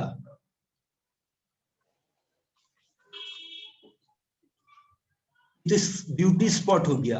पर हम लोग जो मोल को पढ़ने बैठे बेटा, वो मोल कौन सा? वो तो केमिस्ट्री का मोल है। तो पहला सवाल, क्या केमिस्ट्री का मोल को आप लोग कभी देखे बेटा? एनिमल वाला मोल तो देख ली बेटा, स्किन वाला मोल देख ली, केमिस्ट्री का मोल कभी देखे आप लोग? नहीं सर। नहीं देखे। तो चलो आज दिखा देते हैं केमिस्ट्री का मोल कैसा दिखता है। ठीक है? ये देखो मोल का विकिपीडिया के हिसाब से डेफिनेशन क्या है, मोल का एनसीईआरटी के हिसाब से डेफिनेशन क्या है, ये सब आपके नोट्स पे दे दिए। ठीक है? लेकिन जो भी है वो आप पढ़ना, वो सब फंडामेंटल के साथ साथ ये सब डेफिनेशन याद कर लो। लेकिन आपको जो चीज बताने जा रहे हैं, अगर आप इस चीज को फॉलो करोगे, मोल का जो कंसेप्ट है और मोल का जो न्यूमेरिकल प्रॉब्लम है बेटा, वो आपके लिए इजी हो जाएगा। एनसीईआरटी के मुताबिक, विकिपीडिया के मुताबिक जो भी मोल है आपके लिए, व्हाट इज मोल, मोल क्या है? मोल ध्यान से सुनो क्या है। आपके लिए मोल एक मेथड होगा बेटा। किस चीज का मेथड होगा? मेजरमेंट का मेथड होगा। किस चीज का मेजरमेंट? अमाउंट का मेजरमेंट। किसका अमाउंट का मेजरमेंट? Any substance. तो देखिए एक एक वर्ड पे आपको हम यहाँ पे ध्यान दिलाना चाहिए। Any substance. आइए बात करते हैं क्या है ये? मेथड है, मेजरमेंट का मेथड है, अमाउंट ऑफ मेजरमेंट का मेथड है। किसका? Any substance. Now what is the meaning of substance? जवाब दो। एलिमेंट या कंपाउंड। आंसर है कुछ भी बेटा, एनीथिंग, एनीथिंग, किसी भी चीज को आप सब्सटेंस कह सकते हो। केमिस्ट्री में आप किसी भी चीज को सब्सटेंस कह सकते हो। और उस सब्सटेंस का जो अमाउंट है जिसको आपको मेजर करना है, वो मेजरमेंट सिर्फ 3 ही तरीके से आप कर सकते हो, इसके अलावा आप नहीं। या तो आप नंबर के टर्म में मेजर कर सकते हो उसको, या तो आप उसको मास के टर्म में मेजर कर सकते हो बेटा, या फिर आप उसको वॉल्यूम के टर्म में मेजर कर सकते हो। इसके अलावा आप मेजरमेंट नहीं कर सकते। यानी मोल में जो आपका मेथड होगा मेजरमेंट का, वो सिर्फ 3 ही तरीके से आप मेजर कर सकते हो, नंबर के टर्म पे, मास के टर्म पे और वॉल्यूम के टर्म पे। और ये आपके लिए जानना बहुत जरूरी है। क्यों जरूरी है बेटा? कि कैसे मेजरमेंट करना है, वो एक एग्जाम्पल से समझा रहे हैं। जैसे एग्जाम्पल के तौर पे मान लो कि मेरे एक दोस्त है, उसका नाम है अभिनव, ठीक है। तो वो अभिनव जो है वो गया मार्केट में, और मार्केट में क्या खरीदने गया? कपड़ा खरीदने गया, ठीक है। तो थोड़ी देर के बाद जब घर वापस आया तो देखे उसका नाक टूटा हुआ है, हाथ हड्डी टूट गया है, बड़ी बुरी हालत में घर पहुंचा है। तो पूछा भाई क्यों कपड़ा खरीदने गया इस हालत में वापस आया? अरे यार मत बोलो, दुकानदार बहुत पकड़ के पीटा। लेकिन क्यों पीटा? कपड़ा दुकान में जाकर बोले कि भाई मेरे को 4 लीटर कपड़ा दो, पर सुनते ही पीट दिया पकड़ के। ठीक है भाई, कोई बात नहीं। फिर ठीक ठाक हुआ, दूसरे 2-3 दिन के बाद जब ठीक हुआ फिर गया बाजार। अब की बार गया था तेल खरीदने, फिर वापस आया टूटा फूटा हालत में। जब क्यों पिटाई हुआ भाई? यार उसको जाकर बोले 4 डजन तेल दो, फिर पकड़ के पीट दिया। बोलो तो बात समझ में आ रहा है? अभिनव तेरा कहानी बता रहे गधा, सुन रहा तो? Yes sir. हाँ, तो बोलो तो ये कहानी समझ में आ रहा है हम क्या बोलना चाह रहे हैं? Yes, तो आप sir. अपने डेली लाइफ में units. अगर आप अपने डेली लाइफ में अगर बेटा मेजरमेंट का मेथड में अगर गड़बड़ करोगे तो पिटाई होगा, तो केमिस्ट्री में भी वही होगा। इसलिए आपको जानना बहुत जरूरी है कि कब कैसे क्या मेथड इस्तेमाल करना मेजरमेंट के लिए। तो बोल, इंट्रोडक्शन समझ में आया बेटा मूल का? तो मूल आपके लिए क्या होगा बेटा? एक मेथड होगा, ठीक है यहाँ तक? Yes sir. चलिए आगे बात करते हैं। अब जैसे कि आपसे बात की है कि मोल को 3 तरह से बात कर सकते हैं, नंबर के टर्म में, मास के टर्म में और वॉल्यूम के टर्म में। तो सबसे पहले नंबर, और मोल के मामले में बेटा नंबर का बिल्कुल वही कंसेप्ट है जो हमारे डेली लाइफ में, 1 डजन का मतलब 12 कहेंगे, 1 स्कोर का मतलब 20 कहेंगे, 1 ग्रॉस का मतलब 144 कहेंगे, सेंचुरी का मतलब 100 कहेंगे, तो मोल का मतलब ये कहेंगे। ये नंबर का मतलब हो गया। बोलो बात समझ में आ रहा? Yes, sir. लेकिन यहाँ पे कुछ बातों का आपको ध्यान रखना है। जैसे कि अभिनव, मेरा आवाज सुन रहा बेटा? Yes sir. सबसे पहले ये बताओ तो तुम अच्छा लड़का है या गंदा लड़का है? सर पता नहीं। देखो डाउट पे आ गया, लड़का को खुद ही नहीं पता। कोई बात नहीं बेटा, तू अच्छा बच्चा है मेरा, तू बहुत अच्छा बच्चा है। मेरा एक काम करेगा?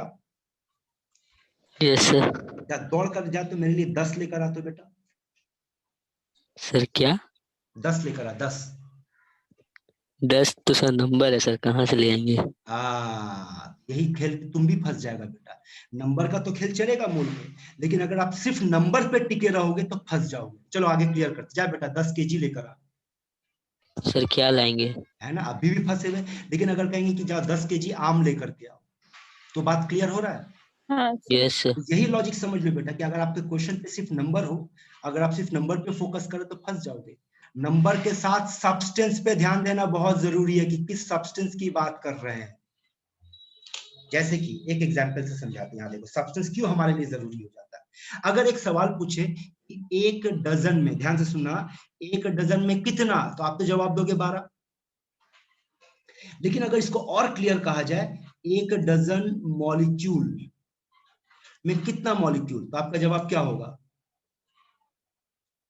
12 लेकिन अगर कहा जाए 1 डजन ऑक्सीजन मॉलिक्यूल में कितना मॉलिक्यूल, 12 ऑक्सीजन मॉलिक्यूल। 12. वो तो which is better way to express इन तीनों में?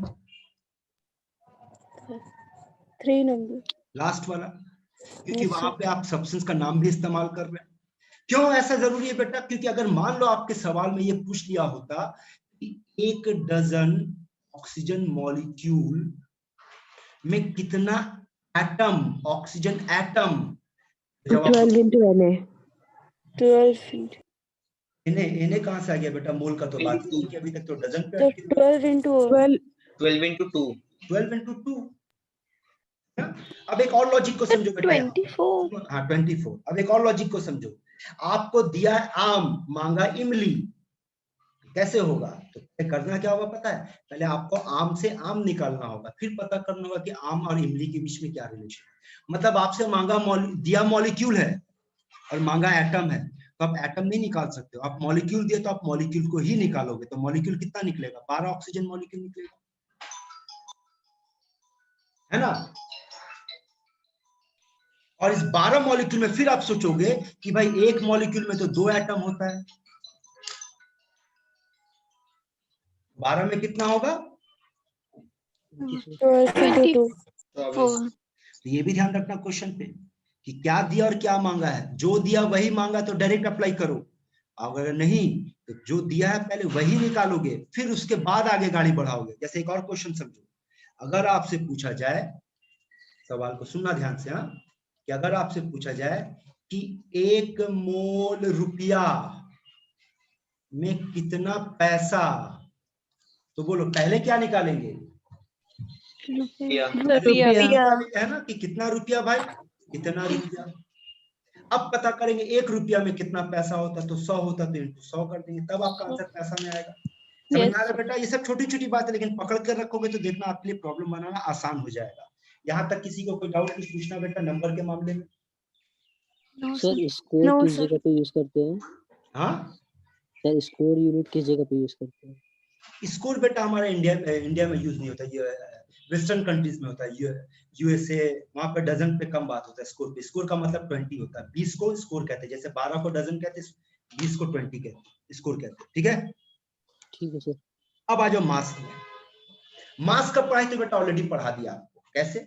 जैसे ही मास का बात उठेगा तो आप चेक करना कि आपका क्वेश्चन किसके साथ डील कर रहा है, एटम के साथ या मॉलिक्यूल के साथ। अब अगला सवाल का जवाब दो।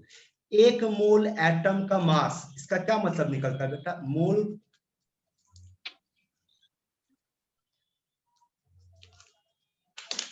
डेफिनेशन यही पढ़ाए थे ना।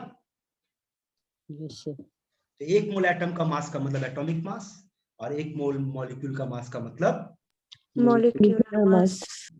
ठीक है। और वॉल्यूम पे आ जाओ। बोलो बेटा 1 मोल वॉल्यूम का, 1 मोल गैस क्या बोलते हैं, 1 मोल का वॉल्यूम है, बोल मोलर वॉल्यूम।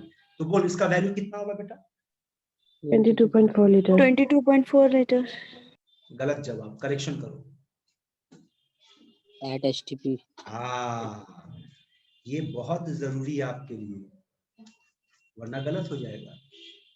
एक सवाल आप लोगों की, चलिए कुछ सब्सटेंस दे रहे हैं, उन सब का मास बताओ तो आप।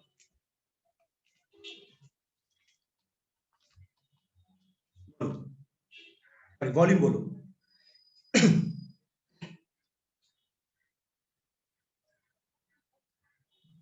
सर क्या बताएंगे? Volume volume 22.4 liter. 22.4 At litre STP. चलो at STP. 44.8 liter at STP. 67.2. 67.2. Matter. Yes, sir. हाँ सर। अब क्लियर है मैटर? Yes sir. नहीं सर, लास्ट में कोई है जो अपना गलती को पकड़ पाया? Sir H molecule. Sir H2 Molecule हो गया। मॉलिक्यूल्स सिर्फ गैस के लिए। हाँ, तो एक और बात देखो, वही बोले ना, छोटी छोटी बात जिसको आपको ध्यान रखना है वो ये बेटा कि 22.4 लीटर इनकम्प्लीट आंसर है। 22.4 लीटर एट एसटीपी और एनटीपी ओनली फॉर गैस, ये ध्यान रखना है। समझे बात? Yes sir. अगला सवाल आप लोगों के लिए, अगला सवाल आप लोगों के लिए, ध्यान से सुनना, जवाब देना।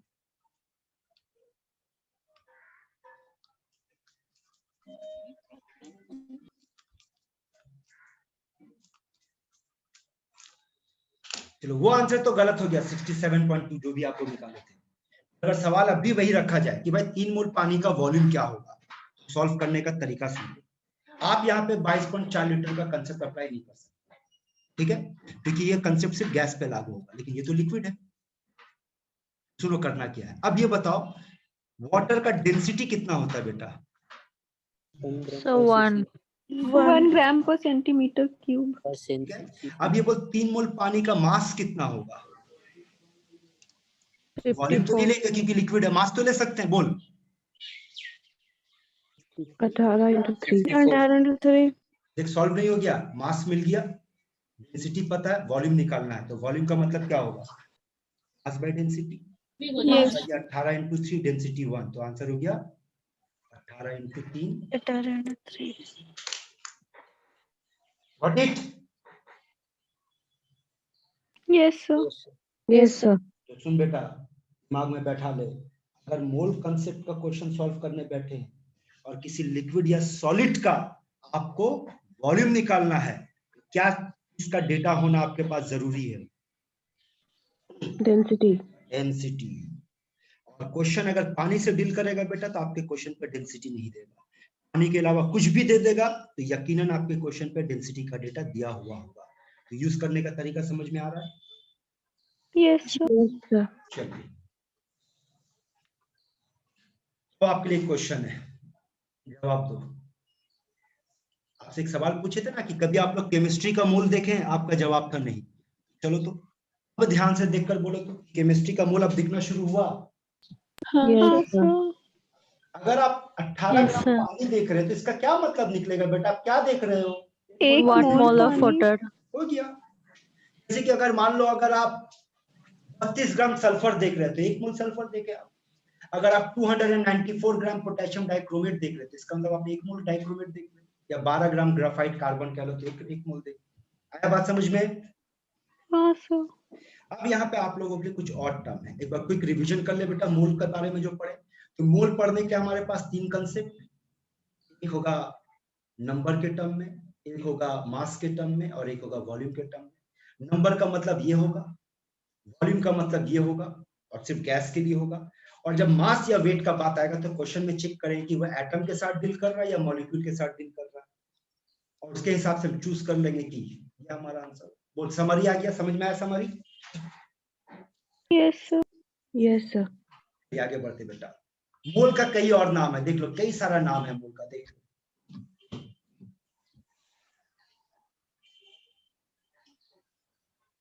कभी आपके एग्जाम में बोलेगा कितना ग्राम एटम है, इसका दूसरा मतलब वो आपसे पूछ रहा है कितना मोल है।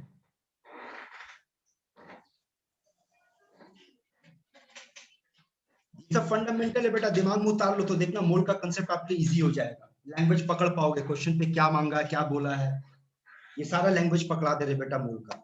आगे देखो, अगर आपको नंबर ऑफ मोल्स निकालना है, नंबर ऑफ मोल्स का सिंबल बेटा N. N। तो पहला formula weight by atomic weight, देख तो समझ में आ रहा। दूसरा formula weight by molecular weight, DAM का मतलब ग्राम एटॉमिक वेट है। तीसरा नंबर बाय एवोगाड्रो नंबर। चौथा वॉल्यूम बाय 22.4 लीटर। बेटा ये सब फंडामेंटल डायरेक्ट इस्तेमाल करेंगे बेटा। और ये भी याद रखना वेट बाय एटॉमिक वेट का एक और नाम ग्राम एटम, और ग्राम एटम का मतलब मोल। उसी तरीके से वेट बाय मॉलिक्यूलर वेट का एक और नाम ग्राम मॉलिक्यूल। ग्राम मॉलिक्यूल का मतलब भी मोल। देखो थोड़ी देर पहले यहाँ मोल का दूसरा नाम देखो क्या था, यहाँ देखो ग्राम एटम, ग्राम मॉलिक्यूल, ग्राम आयन, ये सब मोल का दूसरा नाम है बेटा। और देख लो क्या है नंबर ऑफ मोल्स का 8 फॉर्मूला दे रहे बेटा, घोल के पी जा। 4 फॉर्मूला देख ले यहाँ पे, weight by atomic weight, weight by molecular weight, number by Avogadro number, volume by 22.4, और अगर वॉल्यूम मिलीलीटर में होगा तो 22,400 लेगा। और देखो तो ये भी तो मोल का एक फॉर्मूला है। Yes, sir. Yes, sir. Mole fraction into total mole, molarity into volume, and volume should be in liter, and molality into weight of solvent in kg। ये भी नंबर ऑफ मोल्स का फॉर्मूला है। 8 formula घोल के P जाओ बेटा, direct इस्तेमाल करेंगे। डेटा दिमाग में बैठा होगा। तुम लोग कंप्यूटर के बारे में जानते हो, कंप्यूटर कैसे काम करता है? क्या कंप्यूटर आपका हर क्वेश्चन का जवाब दे सकता है? जवाब दो तो देखिए जरा। Yes sir. नहीं दे सकता आपका हर सवाल का जवाब। कंप्यूटर उसी सवाल का जवाब आपको दे सकता है जिस सवाल का जवाब ऑलरेडी कंप्यूटर के इसमें मेमोरी में पहले से फिट किया गया। अगर वो फिट नहीं किया गया तो आंसर नहीं दे पाएगा।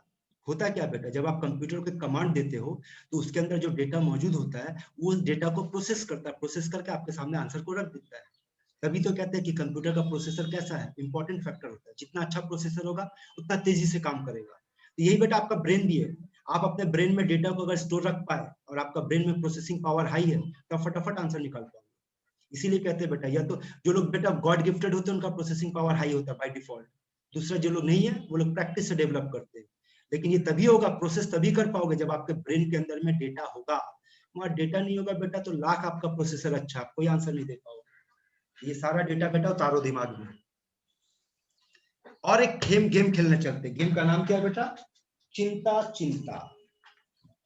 चलो चिंता करते, सोचते हैं, और सोचने का तरीका क्या होगा वो आपको बताते हैं।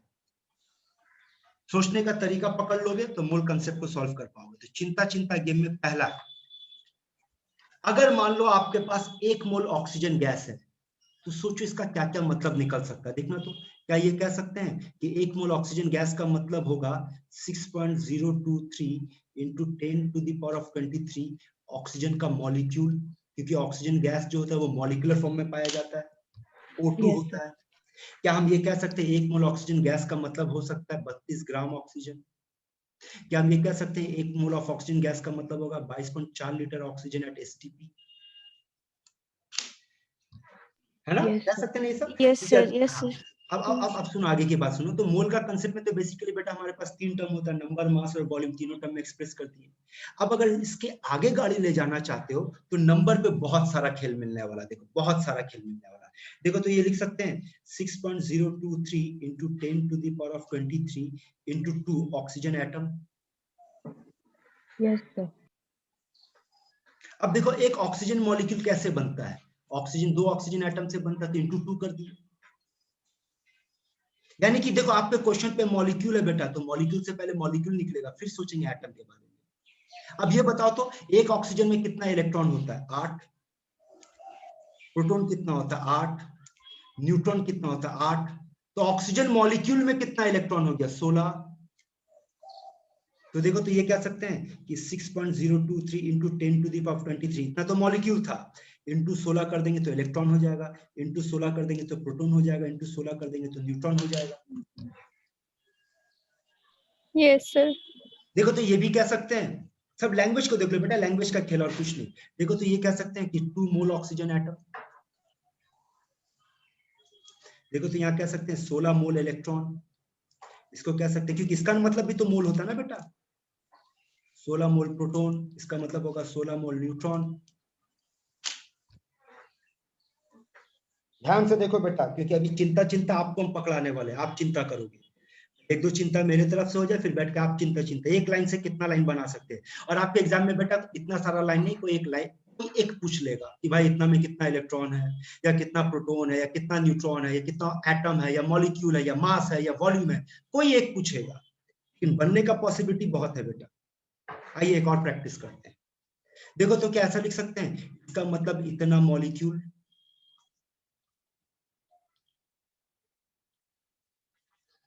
इसका मतलब इतना मास, इसका मतलब इतना वॉल्यूम,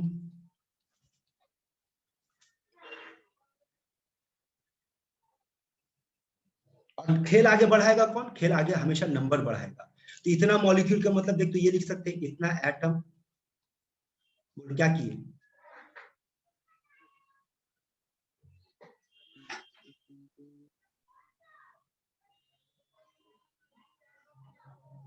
हमारा चुप बैठना ये बता रहा है कि आप लोगों को बात समझ में नहीं आ रहा। इन्वेस्ट मत करो बेटा। बोलते ना तेल लगा के पढ़ाना पसंद नहीं है, जब बोल के देते हैं। तुम लोग तो बोल रहे बेटा सब बचे हुए क्लास में, ये हरकत रहती तो अब तक पीट गए होते मेरे से। 0.5 इंटू 2। हाँ कि भाई एक मॉलिक्यूल में 2 नाइट्रोजन एटम होगा तो इंटू 2 करेंगे तो सोचो ना, इसमें इंटू 2 करेंगे तो क्या हो जाएगा। यानी कि हम ये भी लिख सकते हैं 0.5 Na into 14 electron into 14 neutron into 14 proton, मतलब Yes, 7 yes. मोल इलेक्ट्रॉन, 7 मोल न्यूट्रॉन, 7 मोल proton.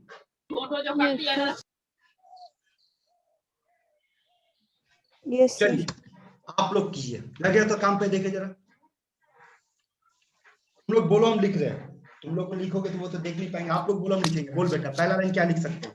Sir, Na into 0.25 ammonia molecules. हाँ, Na into 0.25 NH3। Very good बेटा, चलो बोलते जाओ। 0.25 into 22.4 liter. वेरी गुड, बोलते जाओ, रुको मत। 0.25 into 17. 17. चल बोल, Na एटम into कितना होगा वो जवाब दे। Sir, Na into 0.25 into 4. 4. Yes, sir. अब Na एटम 1 Na atom. है ना। अच्छा, ये टोटल एटम हुआ। अगर आपसे हम ये पूछेंगे कि सिर्फ हाइड्रोजन एटम कितना होगा, तो जवाब क्या दोगे? 3 into 3. 3. 3 3.7। into 3 कर दें। 0.25 अब into पूछेंगे 3. नाइट्रोजन एटम कितना हुआ, तो क्या जवाब? 1 into 1. 1. Into 1. 25 into 1. अगर पूछेंगे इलेक्ट्रॉन कितना हुआ, तो क्या जवाब दोगे? Na into 10 electron. कि आप यहाँ समझ लो, नाइट्रोजन हाइड्रोजन हाइड्रोजन हाइड्रोजन, बोल इलेक्ट्रॉन, नाइट्रोजन में कितना? 7, 1 1 1 10 होगा, है ना। अगर प्रोटॉन होगा तो कितना होगा, बोल बेटा? वो भी तो Sir, 7 1 1 1 न्यूट्रॉन न्यूट्रॉन कितना होगा, बोल? सिर्फ नाइट्रोजन में होगा, बाकी हाइड्रोजन में 0. इंटू 7, तो क्योंकि न्यूट्रॉन में 7 0 0 0 होता है। बोलो, किसको क्या पूछना है? Sir total atom Na into 4 क्यों नहीं हुआ? इंटू 4 होगा ना बेटा, 4 करो ना। इन्हें इंटू 0.25 इंटू 4 होगा ना। तेरा क्वेश्चन शुरू कहां से हो रहा है वो देखना रे पागल। ओह तो ये 0.25 आ रहा है ना सब जगह, तो इसका भी तो 0.25 होगा। इंटू 4 कर Yes, देंगे तो ये तो 1 हो जाएगा ना। Yes sir.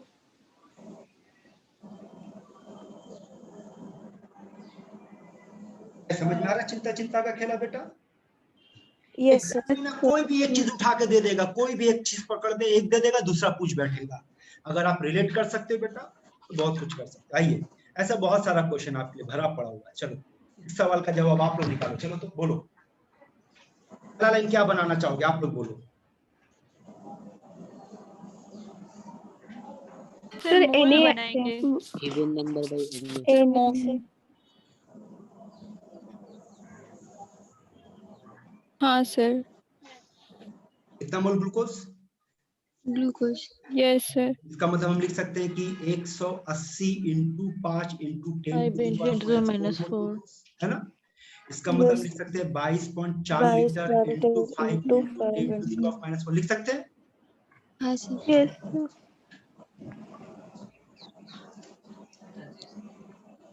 नहीं सर, वो तो गैस के लिए ना है। Oh yes sir. समझे बात? ये यस बातों का सर। ध्यान रखना है, ठीक है। तो चलो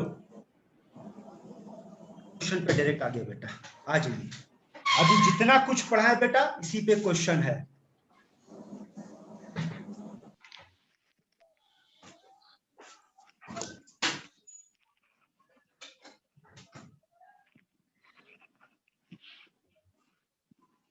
Option A. Sorry, option A and option C.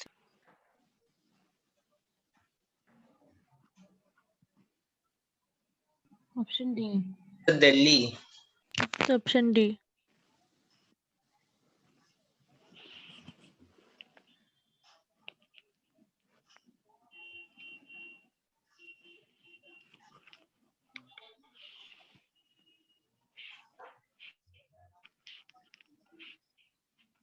Sir option D. Vidya babu का आगे उससे कोई कांटेक्ट नहीं होता। कौन विद्या आ गया? हाँ, हमको तो खुद नहीं मालूम, तो क्लास लेता अचानक टाइम सुबह या सोया हुआ था, फिर तुम ही सो रहे, तो घर चला गया, हमको पता नहीं। दूर रहो बेटा से, ये इसको मार्क बताएंगे। बोल बेटा, लोग आंसर बोल। Option D. डी।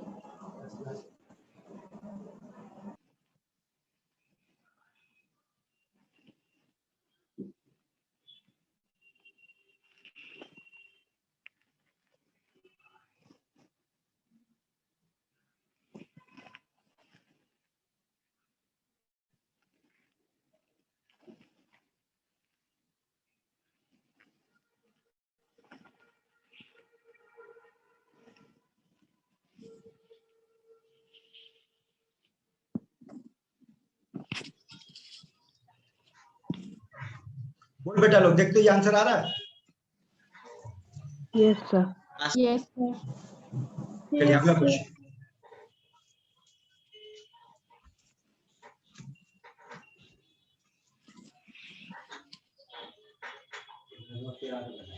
कौन?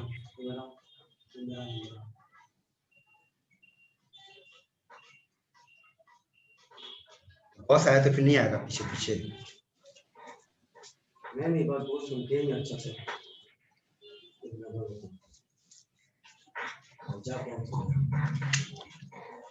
Option C. Option A. Sir option ए।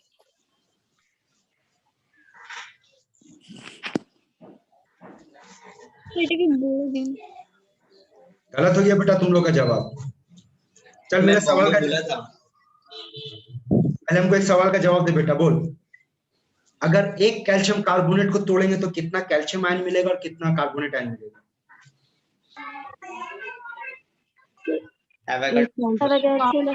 बाबा एक हम बोले, एक एक एक एक calcium and सर एक एक एक। carbon. हाँ एक सर मिलेगा, एक एक। है ना? उल्टा, अब उल्टा सोच, एक कैल्शियम कार्बोनेट, एक कैल्शियम आयन और एक कार्बोनेट आयन, है ना? ये दोनों मिलकर के कितना कैल्शियम कार्बोनेट बनाएगा? एक एक। ये बताओ तो 3.01 into 10 to the power 23 calcium और कार्बोनेट आयन अगर आपस में मिलेगा तो कितना कैल्शियम कार्बोनेट बनाएगा? 3.01 into 10 to बनाएगा? the power 20 कितना मतलब कितना मोल बनाएगा? 0.5।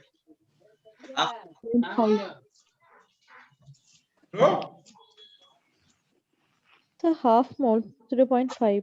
हाफ मोल है ना? और एक मोल कैल्शियम कार्बोनेट का वजन बेटा 100. हाफ मोल का 50 होगा कि नहीं?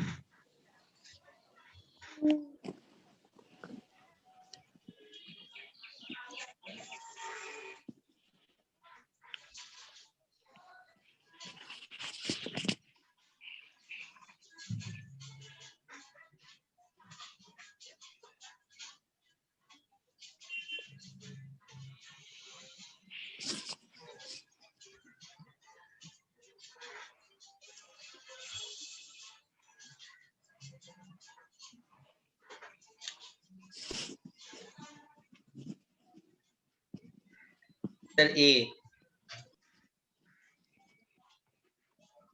Sir Bombay. Sir C, C. option C. Sir बताइए ना। ऑलरेडी बनेगा। ये बताओ 10.6 ग्राम सोडियम कार्बोनेट का मतलब कितना मोल? 0.1. 10. 0.1 mole. 0.1. हाँ सर 0.1 मोल। 1 कितना ऑक्सीजन होगा? इंटू 3 करेंगे बेटा? Yes, sir. क्या सर? मांगा क्या तेरा क्वेश्चन में? Number of atoms of oxygen.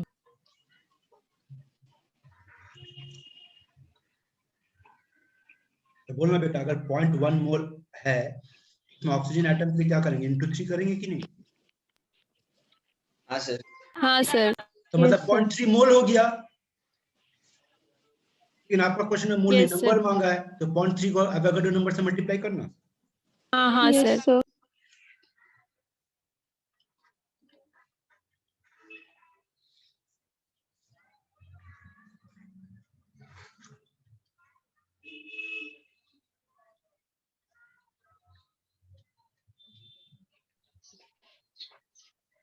Sir B.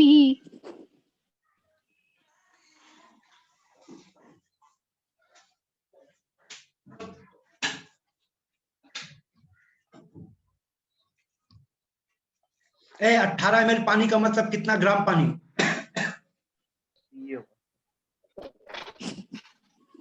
बोल 18 ml पानी का मतलब कितना ग्राम पानी? एक 18 ग्राम सर। 18 ग्राम। 18 अरे डेंसिटी 1 होता है ना रे पागल। अगला सवाल, मोल एक होगा। 18 ml पानी का मतलब कितना मोल पानी? एक मोल mole. पानी। मोल। तो एक मोल में कितना molecule? 6.023 into 10 to the power 23। अब बोल एक मॉलिक्यूल में कितना इलेक्ट्रॉन? 10। सर 10। हेलो,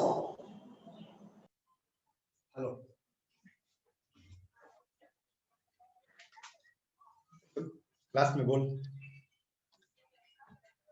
क्लास में।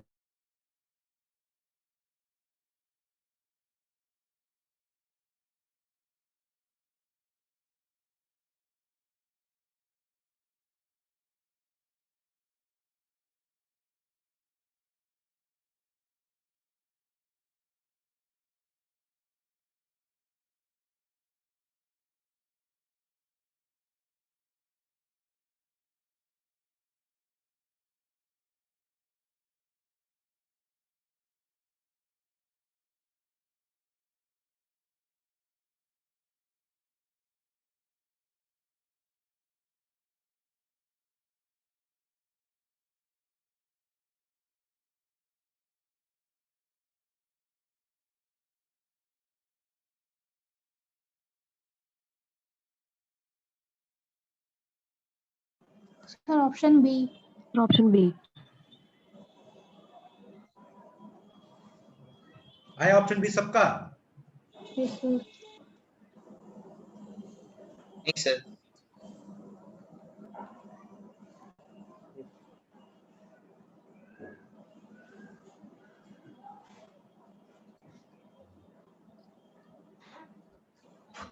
ठीक है, सर बता दीजिए ना। अगर बी आया तो सही आंसर बेटा, ये मार्किंग करो। आपका बी आया कि नहीं बोलो? Sir B आया. सर नहीं सर मैं मेरा तो बी है। यस चलो सर बी एक मिनट है। हम बना के दिखा देते हैं। आगे आगे बनाओ।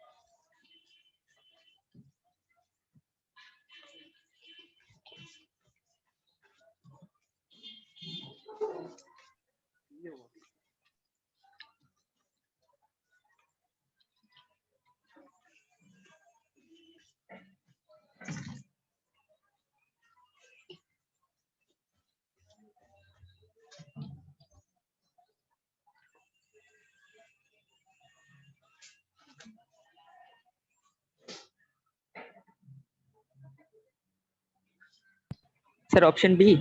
सर ए।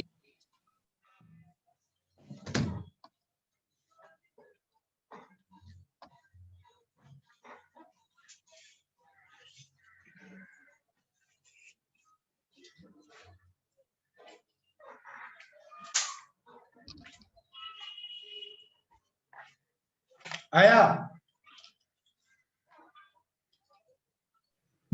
नहीं सर। No sir. नहीं सर, एक बार बता पहले एक दो क्वेश्चन का जवाब दे बेटा। क्या मांगा है बोल? वॉल्यूम। किसका मांगा वॉल्यूम? वन एटम हाँ, किसका वन एटम? मरकरी का अब बताओ, मर्क्यूरी सॉलिड, लिक्विड या गैस? लिक्विड। इसका मतलब यहाँ पे हम डायरेक्ट 22.4 लीटर का कंसेप्ट इस्तेमाल कर सकते हैं बेटा? नहीं सर। इसके लिए क्या चीज का जरूरत पड़ेगा? वॉल्यूम। Density. डेंसिटी जरूरत पड़ेगा। जी दिया आपका क्वेश्चन पे? Yes sir. यही बात थोड़ी देर पहले बोले थे ना कि अगर क्वेश्चन लिक्विड या सॉलिड के साथ डील करता है और वॉल्यूम का बात उठ जाएगा तो बेटा फिर हमारा आंसर फिर डेंसिटी का जरूरत पड़ेगा। ठीक है, अब अगला सवाल का जवाब दो। पानी के छत पे, सुनो, बिल्डिंग के छत पे बड़ा सा पानी का टैंक, टैंक के अंदर पानी, बोल पानी का डेंसिटी कितना? 1 gram per centimeter cube. 1. अब अगला सवाल, उस छत पानी के टंकी से एक बाल्टी पानी निकाले बेटा। अब बाल्टी के अंदर जो पानी है उसमें उसका डेंसिटी बोल। 1 ग्राम पर One. cc। 1 gram per बाल्टी cc. से अगर हम एक ग्लास पानी निकाल लिए तो सर वो भी सेम 1 gram. सेम ही होगा। उस ग्लास से एक बूंद पानी निकाले, हाँ सर सेम। एक बूंद से एक मॉलिक्यूल का पानी Same. निकाले, सर सब सेम. है ना? इसी को तो हम लोग कहते हैं ना इंटेंसिव प्रॉपर्टी। Yes sir. तो चलो, यानी डेंसिटी के लिए हम लोग ऐसा कुछ बोल सकते हैं। देखो, डेंसिटी ऑफ वन एटम बोल क्या लिख सकते हैं? Equals to density of one atom बोल क्या लिख सकते हैं? सर 13.6. 13.6. काम क्यों नहीं कर रही है? ठीक चल रहा था, रुक जा यार, पेन काम नहीं कर रहा।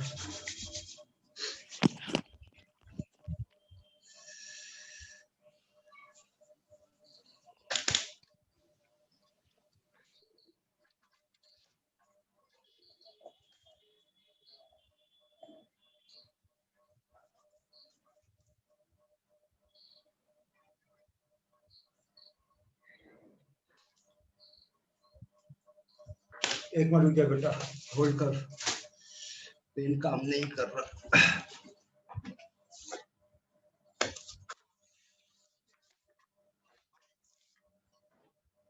ये ठीक है, काम करना बंद कर दिया। चलो यहाँ देखो, तो बेटा हम लोग बोल सकते हैं कि एक एटम का डेंसिटी का मतलब होगा एक एटम का मास बाई एक एटम का वॉल्यूम। हाँ सर. मांगा क्या? एक एटम का वॉल्यूम ना, तो एक एटम का वॉल्यूम क्या लिख सकते हैं? एक एटम का मास बाय डेंसिटी। यस. और डेंसिटी दे दी बेटा 13.6। अब बोलो, आप ये जानते हैं मास ऑफ वन एटम?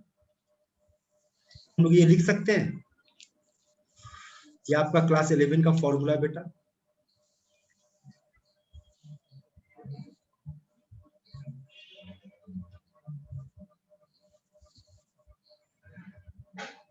बोलना बेटा लोग। हाँ सर। और अगर नहीं भी जानते हैं तो ये तो बोल सकते हैं ना कि 6.023 into 10 to the power 23 atoms of mercury का वजन बोल। एटॉमिक। Yes sir. एक एटम का कितना होगा? 200 by Avogadro number. Yes sir. Put कर दे यहाँ 200 और यहाँ एवोगाड्रो नंबर। अब कैलकुलेशन का भी जरूरत है, इतना सोच तो, ये जो भी आएगा into 10 to the power of -23 आएगा। हाँ सर. एक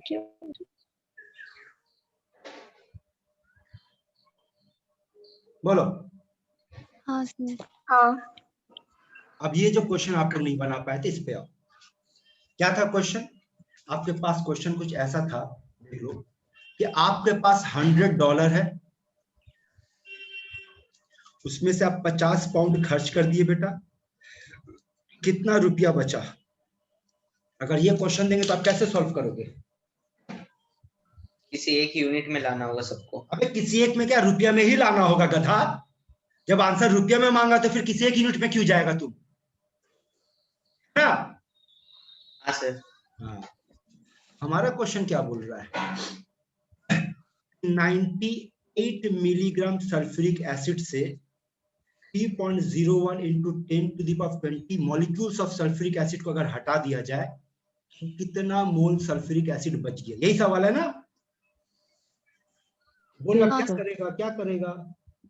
मोल में 98 मिलीग्राम मास दिया हुआ है, तो चल 98 ग्राम, मिलीग्राम को ग्राम में ले लिए। और मास के मामले में मोल का फॉर्मूला क्या पढ़ाए थे बेटा? कि मास बाय, अगर एटम होगा तो एटॉमिक मास, मॉलिक्यूल होगा तो मॉलिक्यूलर मास, तो मॉलिक्यूलर मास लिख देंगे। नंबर के मामले में क्या पढ़े थे? कि जो नंबर होगा उसको डिवाइड कर देंगे एवोगाड्रो नंबर से। अब हमारा कैलकुलेशन बच गया 10 to the power of -3 minus 0.5 into 10 to the power of -3.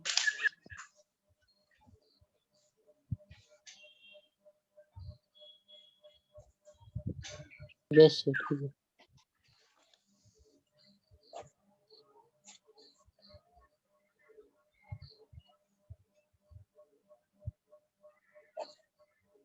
Solve करो।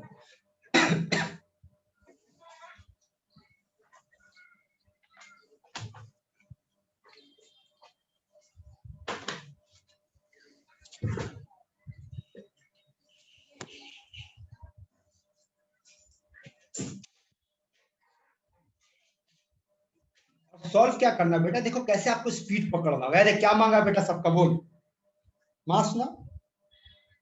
यस हाँ सर। तो एक मॉलिक्यूल ऑफ ऑक्सीजन का मास कितना होगा? 32/6 into 10 to the power of 23। एक एटम ऑफ नाइट्रोजन का मास कितना होगा? 14/6 into 10 to the power of 23। ए बोल तो 1 into 10 to the power of gram molecular weight. Gram molecular weight का दूसरा नाम बता। सर मोल। मोल। तो एक मोल ऑक्सीजन का 32 ग्राम, इतना का कितना होगा? इतना हो जाएगा। Yes sir. Gram atomic weight का दूसरा नाम बता। मोल। मोल। तो एक मोल कॉपर का वजन इतना होगा बेटा, इतना का इतना होगा। Yes sir. है ना? अच्छा यहाँ जो भी आंसर आएगा देख तो रफली बोल सकते हैं। ये आंसर आएगा 5 into 10 to the power of -23। ये रफली आंसर बोल सकते हैं 2 into 10 to the power of -23। बोलना सबसे बड़ा Yes, कौन हुआ, sir. सबसे छोटा कौन हुआ? आंसर देख मिला, समझ आ रहा है? सबसे बड़ा 4 सबसे बड़ा 3 3 3 सबसे बड़ा 3 है बेटा और सबसे छोटा 2। Yes sir. Yes sir. एक ही ऑप्शन समझे? यस हाँ सर। सर। चलो आंसर दो।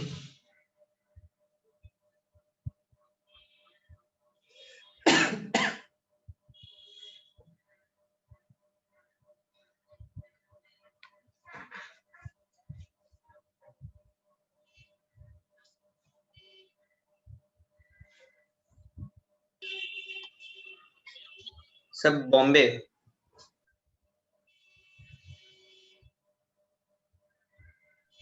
Delhi. Sir D.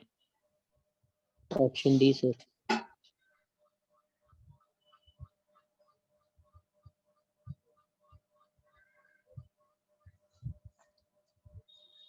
Sir D.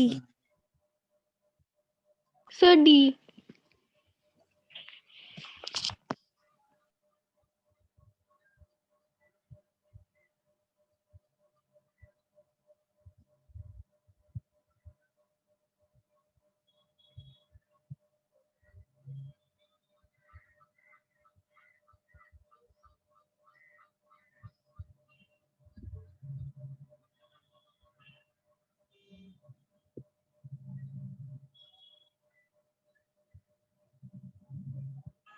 Option B sir.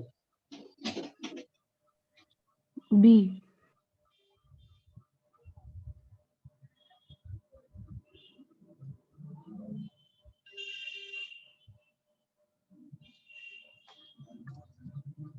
बोलो।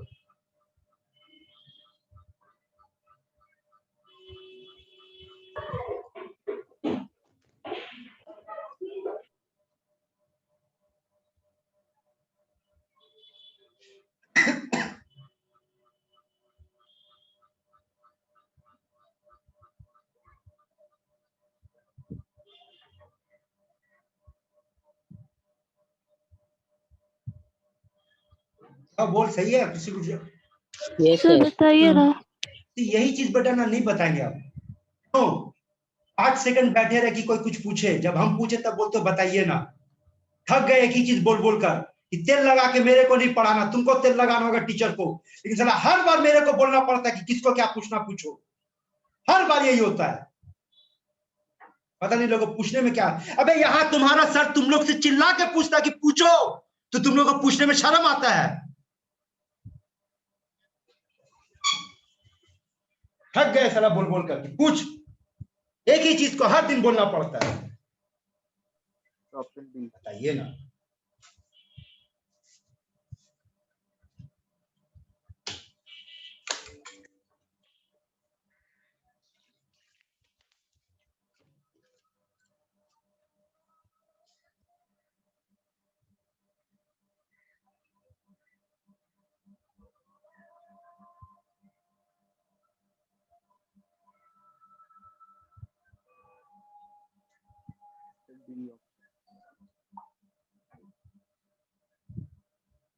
Option D sir.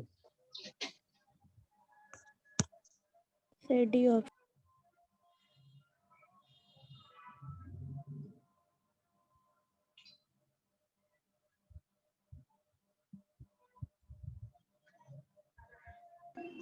सर नहीं समझ में आया, बताइए।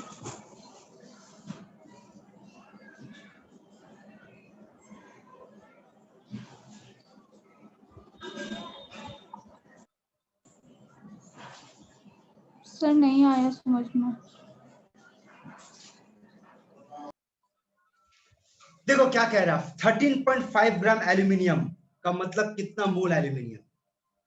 तो भाई मास 13.5 है और एल्यूमिनियम का एटॉमिक मास इतना होता है, मतलब 0.5 मोल है ना। अब क्वेश्चन बोल रहा है कि एल्यूमिनियम Al3+ बना रहा है।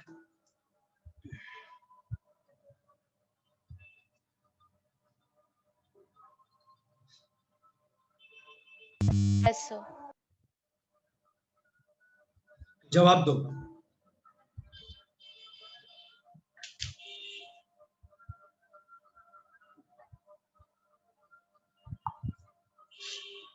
एक मोल एल्यूमिनियम Al3+ बनाने के लिए कितना मोल इलेक्ट्रॉन को लूज करेगा? 3 मोल। तो मेरे पास 0.5 मोल एल्यूमिनियम है, तो बोल कितना मोल इलेक्ट्रॉन होगा? 1.5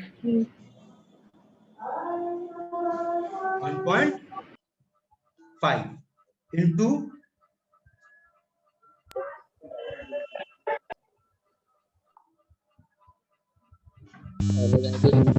ठीक है, 1.5 इंटू एवोगाड्रो नंबर।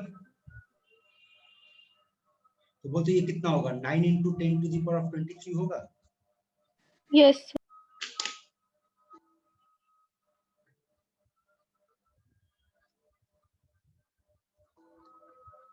हाँ सर ठीक है। चलो ये लास्ट क्वेश्चन सॉल्व करो, बाकी अगले क्लास में करेंगे।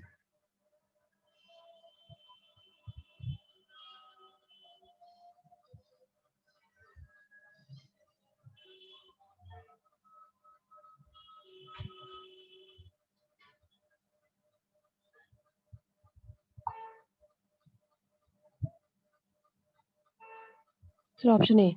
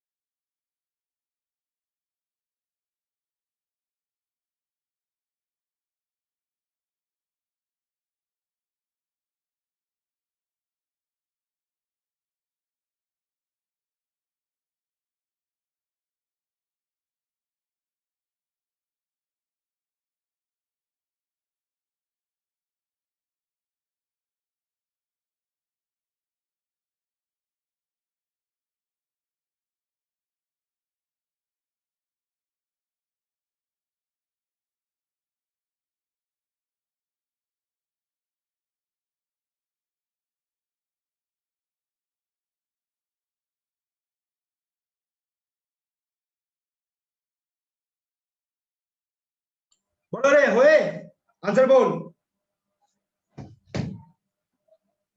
ए बाकी लोग हैं, ये तो सुन ली बेटा, बाकी लोग बोल।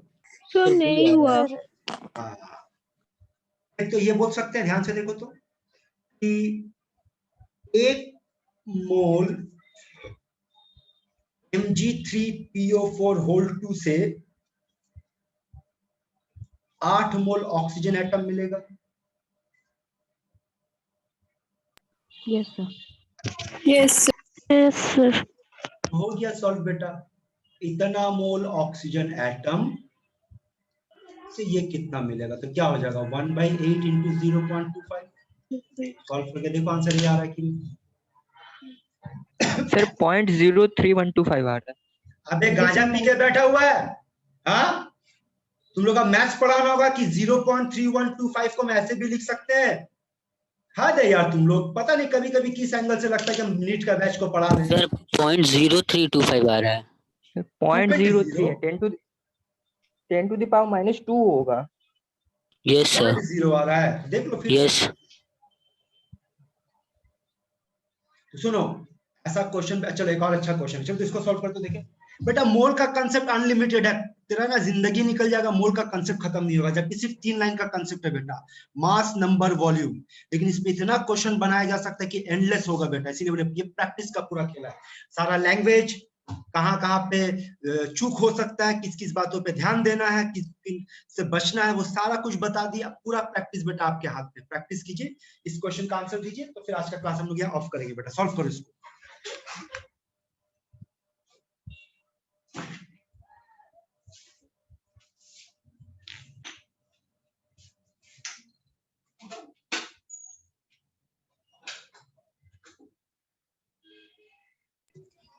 Sir option A. Sir option है। Sir option A. Yes sir option है।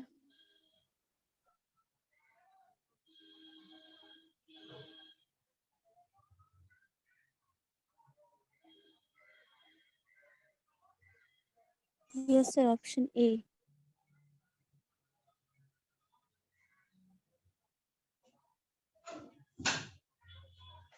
बोलो।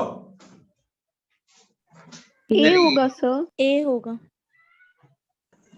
बिल्कुल सही सर ऑप्शन है ना? क्योंकि अगर सेम मास बोला है तो बोल बेटा, देखो तो लिख सकते हैं कौन सा गैस, ऑक्सीजन गैस है, तो चलो ना ऑक्सीजन गैस का मास W मान लेते हैं। तो मास को अगर मोल में ले जाएंगे तो ये मोल हो गया, और मोल को अगर वॉल्यूम में ले जाएंगे तो ये वॉल्यूम बन गया। उसी तरीके से नाइट्रोजन का मास भी W, उसको मॉलिक्यूलर वेट से डिवाइड कर दी तो मोल बन गया, और 22.4 लीटर से मल्टीप्लाई कर दी तो वॉल्यूम बन गया। अब आपको निकालना है इसका रेशियो, तो इसका रेशियो बेटा ये और ये तो कट गया, W भी कट गया, तो 28/32 आया।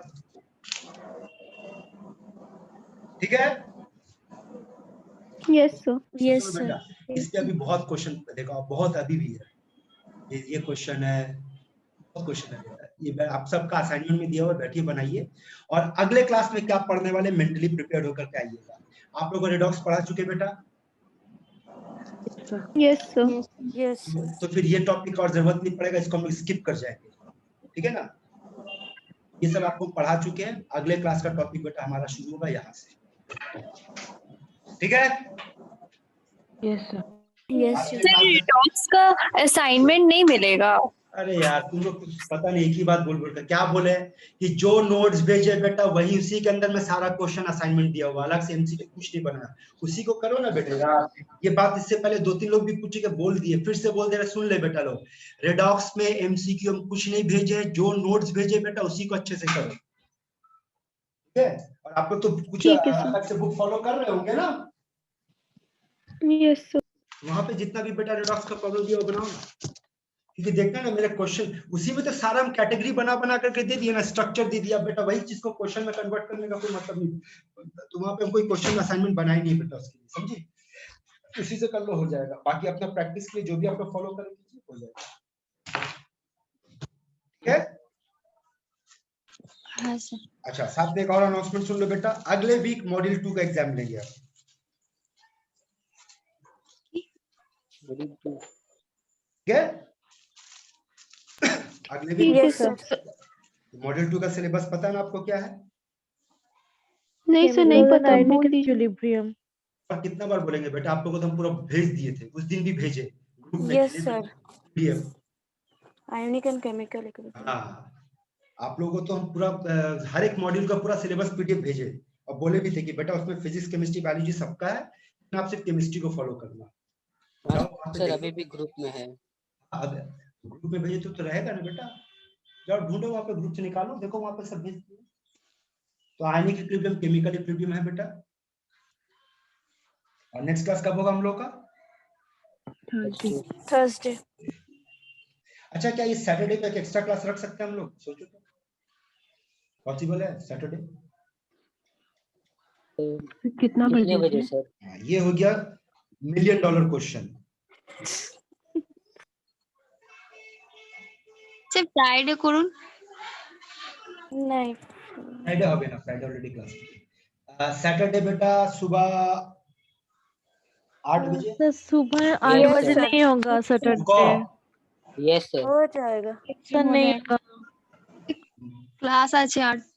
9 बजे। ক্লাস আছে हाँ আমার Yes, 8:30 থেকে ক্লাস আছে স্যাটারডে। হ্যাঁ স্যার।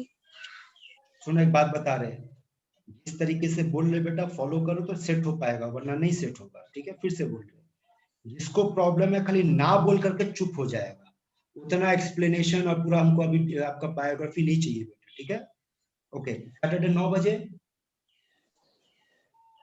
अगर No, एक भी sir. ना आना बंद हो गया बेटा, वो टाइम को हम फाइनल कर देंगे, अदरवाइज ना बोलते नो चले। सर। 10 बजे। नो। 11 बजे। Yes sir. हाँ सर। वो यस बोलने बोला, अब जाहिल यहीं पे बैठा हुआ है, इतना अकल का अंधा सब यहाँ पे बैठा हुआ है। सिंपल बोले, जिसको प्रॉब्लम है खाली नो बोलो। No sir. 12 बजे। यस। 12 बजे। No sir. 1 बजे।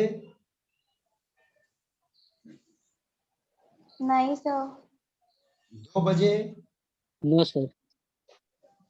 3 बजे। No sir. 4 बजे। नहीं सर। 5 बजे। No sir. 6 बजे। 6 बजे। No sir. No sir. 7 बजे। No No, sir. 8 बजे। No sir. 9 बजे। No no sir. सर। 10 बजे। Yes sir. yes sir। No sir. No sir. तो सैटरडे एक्स्ट्रा क्लास मेरे एंड से नो सर। चलो छुट्टी कर जाओ। Thank you sir. से बात करते हैं बेटा, चलो ये ऑफ।